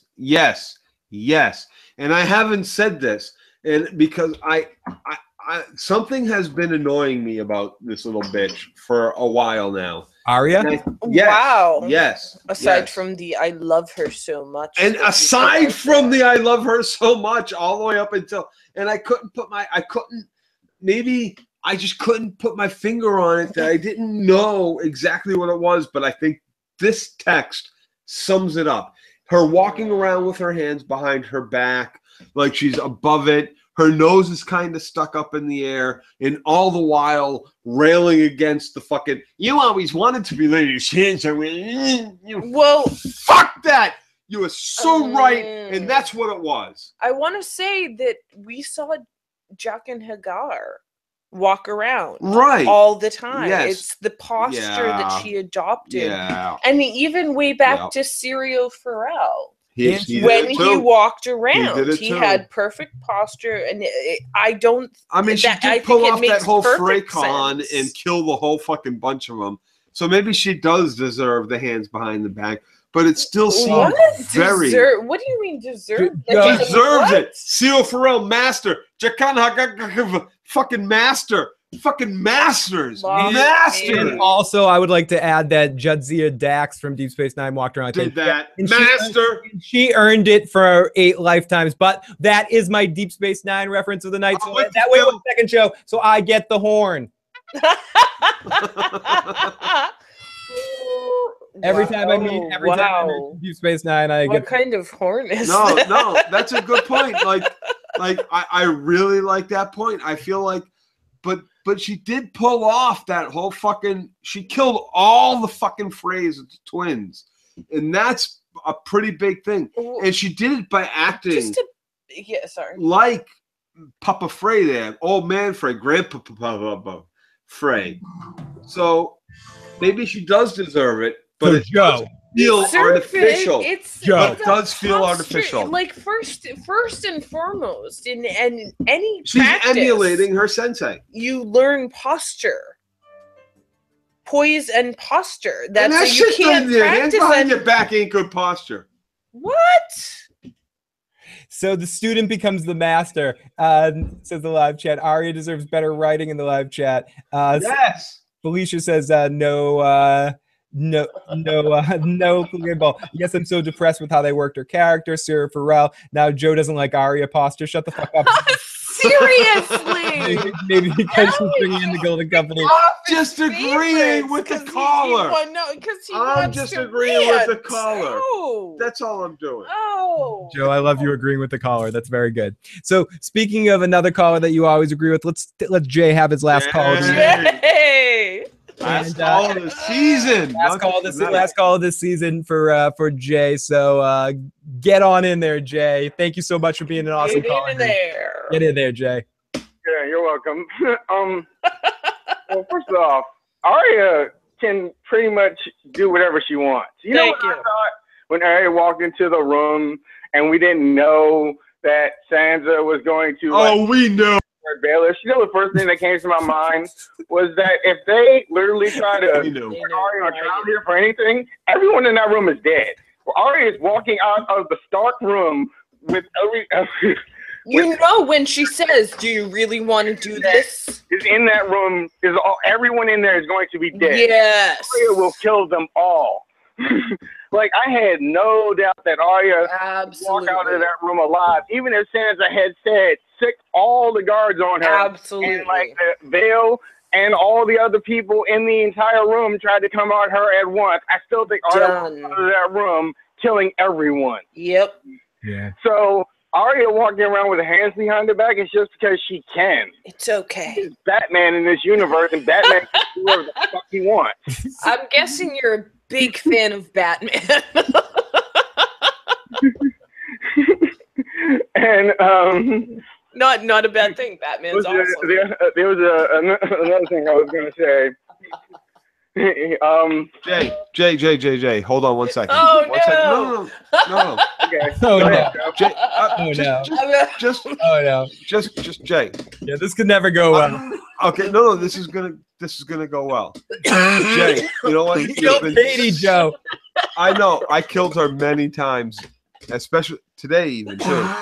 But Jay, for you, I have recently delved into the world of drawing. I'm gonna draw you a Batman just for you. Oh yeah, that's what Joe's gonna give you. Just for you. You know what? And that's because not just tonight, but all season long, you have contributed with your calls, and you have put me Big on time. such tilt at times, Big and you have time. brought such joy to my life on every Sunday night for the past 7 weeks. That you're not. If you can send Phil your information, I'm gonna send you a personal Joe drawing. You're gonna And find that's for Joe you on your because porch. I love all of our interactions so very much, so very much.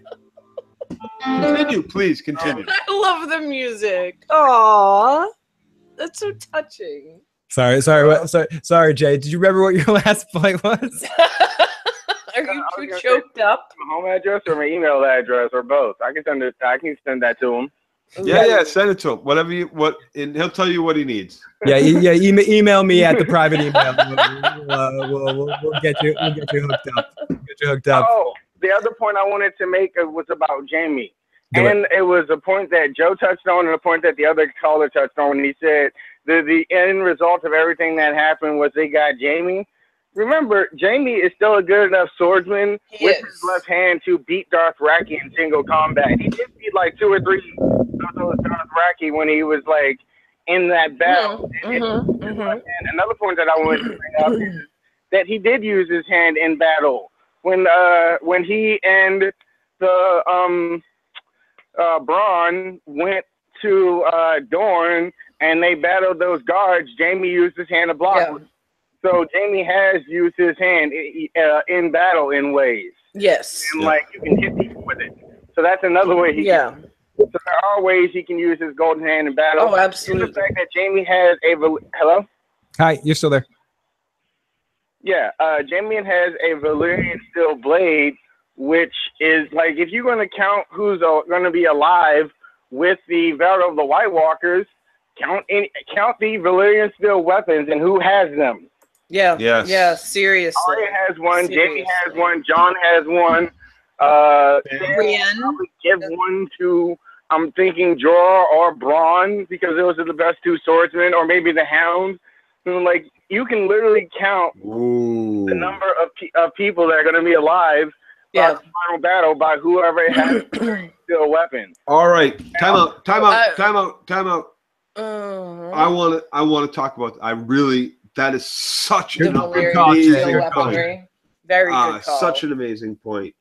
We got to remember that early, was it last season? I think it was last season. Samwell Tarly steals the family sword. I forget what its name is, but it's a Valyrian steel sword that's supposed to go to Dickon. Heartsbane, is it? Heartsbane, yes. And both Dickon and Sam's dad, they're dead. Randall, are both burned alive earlier this season. No, even still, because Samwell was disowned. No, and owns no property. So I guess that's property. So this sword becomes important, even more important right now. And I'm so happy you touched on that because this sword is going to come back into next season for sure. It has to. It's the last season. we've made it a You point need all your Valyrian steel weapons and dragon glass weapons. and you've made it a point to talk about the sword in previous seasons, and then for him to steal it in the last season, and then I cannot wait to see what happens to it, because we know Samwell is not a sword yielder. The time he killed a white, it was very accidental or happenstantial. Haphazard almost. Haphazard. That is such a great point, and I'm glad you brought our attention to it on the final episode here. And I can't wait next season to find out who gets that sword, because I really feel like he's going to give it to someone. I don't think it's going to be Jorah. It's definitely going to be a thread that goes through. He didn't take that sword for nothing. So let's go. Seriously. Let's go to a couple more texts. My theory: Jon and Dany have a baby, then die, and Tyrion is voted in the government in Westeros to raise the child, who's really his nephew. Jon says to Theon, "I forgive you for whatever I can." New prediction. I already said Jon and Dany have a baby and die. Tyrion raises the child, but what if Cersei's child is born and she dies? So then Tyrion raises sibling childs. That'd be wicked awesome. Jamie with that would be interesting. Yeah. Wait. Say that again. What if Cersei gives birth to a child but dies, and so does Daenerys and Tyrion and Jon, and Tyrion has to raise both those kids from the throne? Yeah. Ooh. Why would they raise Cersei's children from the throne? If Cersei, if it's Tyrion raising them, he would never begrudge the child. Yeah, he wouldn't, because he would think it was Jaime's child also. Yeah. But why would he raise it as part of the throne, as like an heir or any sort of thereof? Like there's two complete different family lines there going on, and the queen's line is the queen's line, and the other queen was your fucking cunt sister and your fucking who he brother. Would not hold against the child. Right, but they have no reason for the throne. Okay. They're just fucking, go back to Lannisport and sit in the fucking sewers or wherever at Lannisport and be Lannisters. You're not fucking thrown. Well, I think he would probably raise them as siblings and not necessarily teach them. Fuck that, but they're not siblings. That doesn't matter in this world, obviously. Who wants to knife the kid in the back of the head? This is coming. Fuck those kids. Not as an heir. The caller says not as an heir, just raise the child. Okay, sure. Yeah. Okay, sure. You're the younger sibling. Back at your older sibling. Okay, that makes sense. Like, seriously, that's not difficult. Just raise it then, motherfucker. The caller said. You're the non-inheriting heir. I'm going to add to the caller's next comment. Jeez, Joe. And the caller also adds, thank you, Katie. So I love you guys, everyone in the motherfucking chat. As we're starting to wrap things up here, everyone in the motherfucking chat, all of our callers this year, my God, all of our texters, all of our super chat today. You guys are amazing. I think I know what Joe's gift's going to be. Joe's been really working and doing more drawings and stuff. And I think he has a backload of them, so he's going to be sending. No.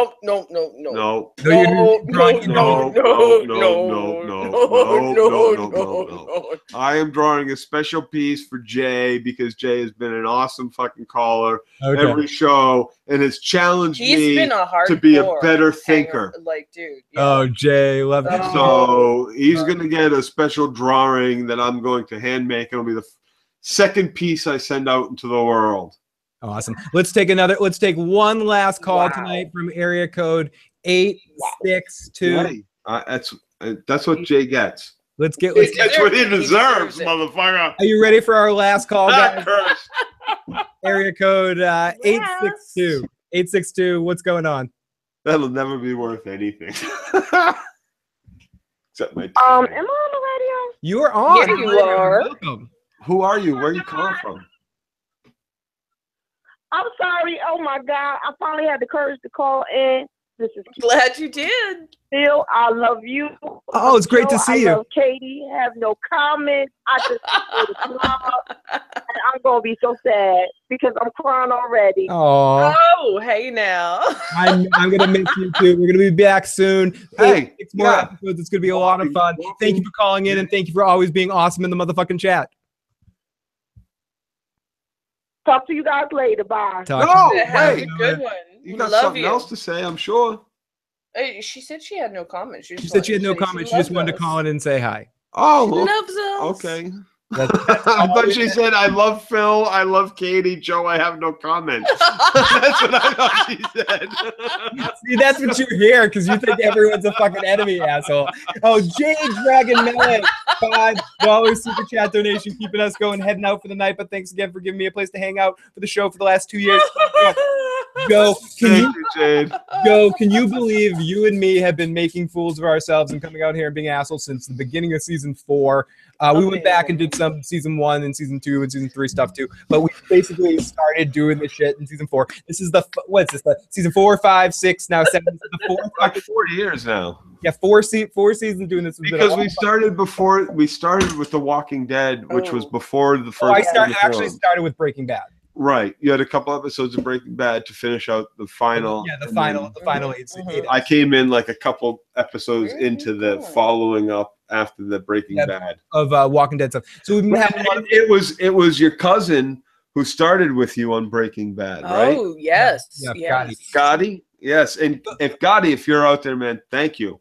Yeah. So ultimately, we've been doing this for a while here, and we've been having a lot of fun. So thank you guys to everyone. But when we first did this, we didn't have the live chat. It was just me and Joe yelling at each other. We brought Katie, and Katie decided to transform into human form and decided it's hot to pop into a puppet. But we just want to thank everyone. If you want to keep the discussion going, even in the off season, you can jump in our Discord group, join along. We also do some other shows. We do The Walking Dead, which we shit on. You think we should? Think we're hard on this show? Wait till you hear us talk about how. Oh my goodness! I love those. I love these shows. It's because of the love.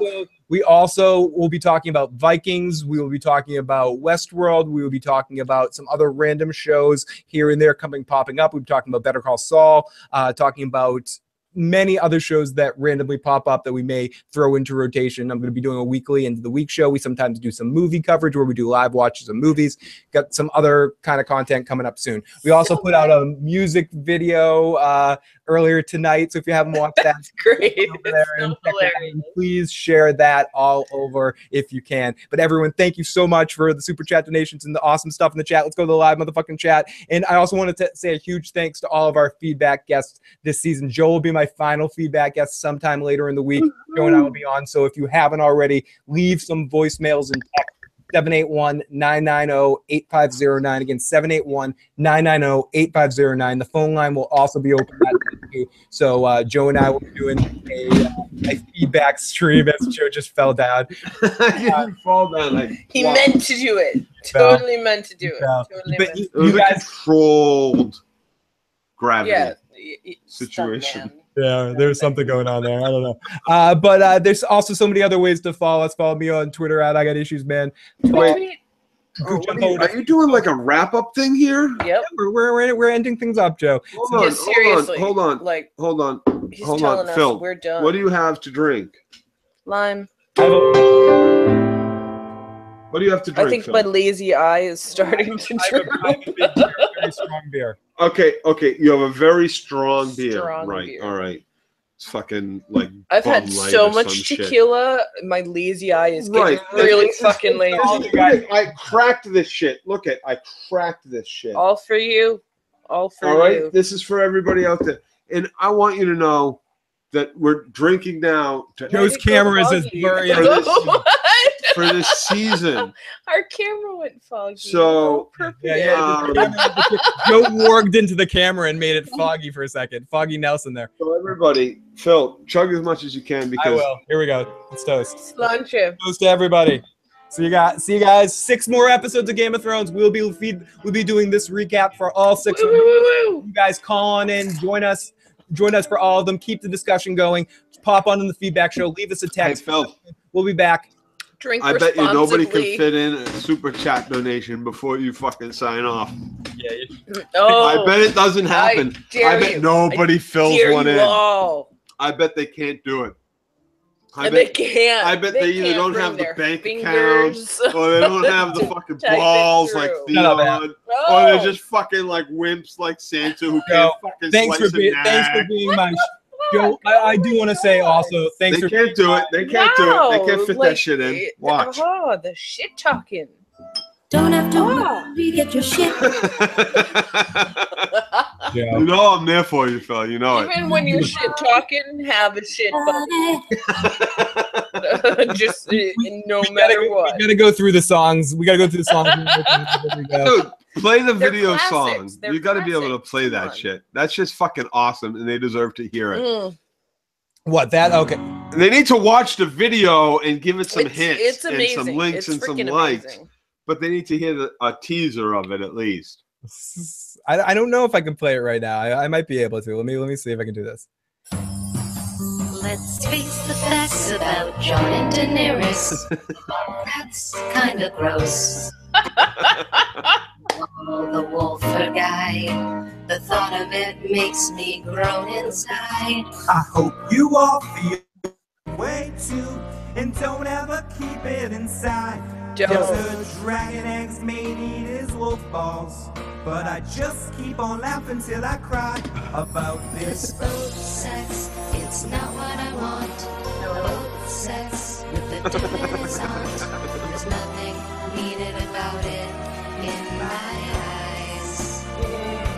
Nothing. If they asked for my opinion, I'd emphatically say why.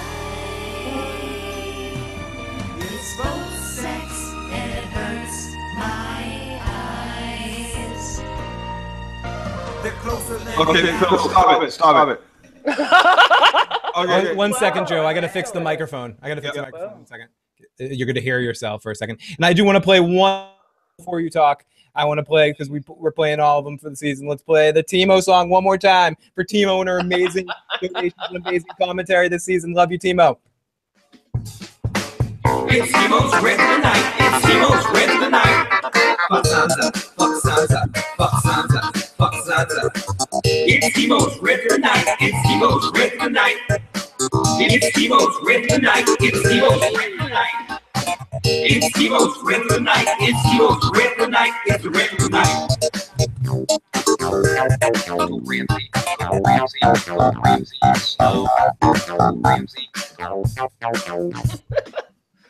Oh yeah, that's the Timo song, and so everybody, thank you so much. And oh fuck, I pushed something weird on my computer. There we go, that's better. Stop pushing weird stuff, man. Who was the backup vocals to that song there? Oh, that's Stephanie and I sing that that ballad to boat sex. So the ballad to boat sex. So everybody, thank you so much. We'll talk to you guys next time. Make sure if you haven't already, you like this video, like the video, share the boat sex song if you can. Check out the second half of the boat sex songs if you're curious about that. And Joe and I will be back later in the week, and then we'll also try to keep the Game of Thrones coverage going on all off season, bringing in some more friends. We'll be doing an off season stream with some of the FOP people from the Discord group. So Broke and Johnny Giantsbane, and we're gonna be doing a stream with them soon. Gonna have some of our other feedback guests back on during the off season. It's gonna be a lot of fun, and I know I'm saying goodbye 17 times, but it's just because I'm having too much fun. Too much fun. But we'll talk to you guys next time. So hard to say goodbye to yesterday. And I told you no so one would glad do it. you knew that reference. It's so old.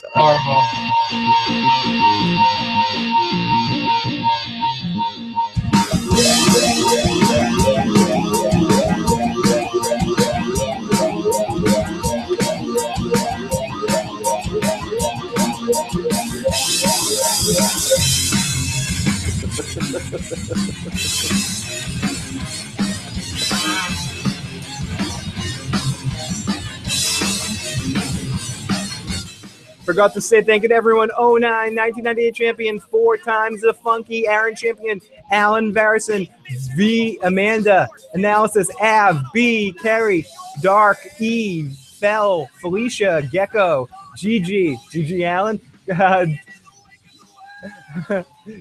Guillermo, Hannibal, the Horgoth, the Dane, Ion, John, King of the Winter, Kissed by Fireworms, Love, Michael, OTDA, Ozzy, great to see you, Ozzy, Pamela, Fuck Philly Issues Guy, Quixote, Rice, Sala, Talking Spirit, The Finn, Mac at the left, Timo, Tom, Vergus, and Zany, and thank to everyone else that was joining us tonight or anyone that's watching this video later.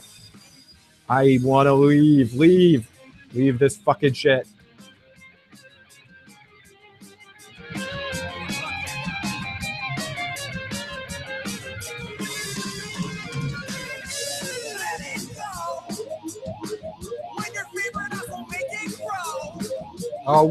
One more Timo super chat donation. Thank you guys. Hashtag Joe was wrong.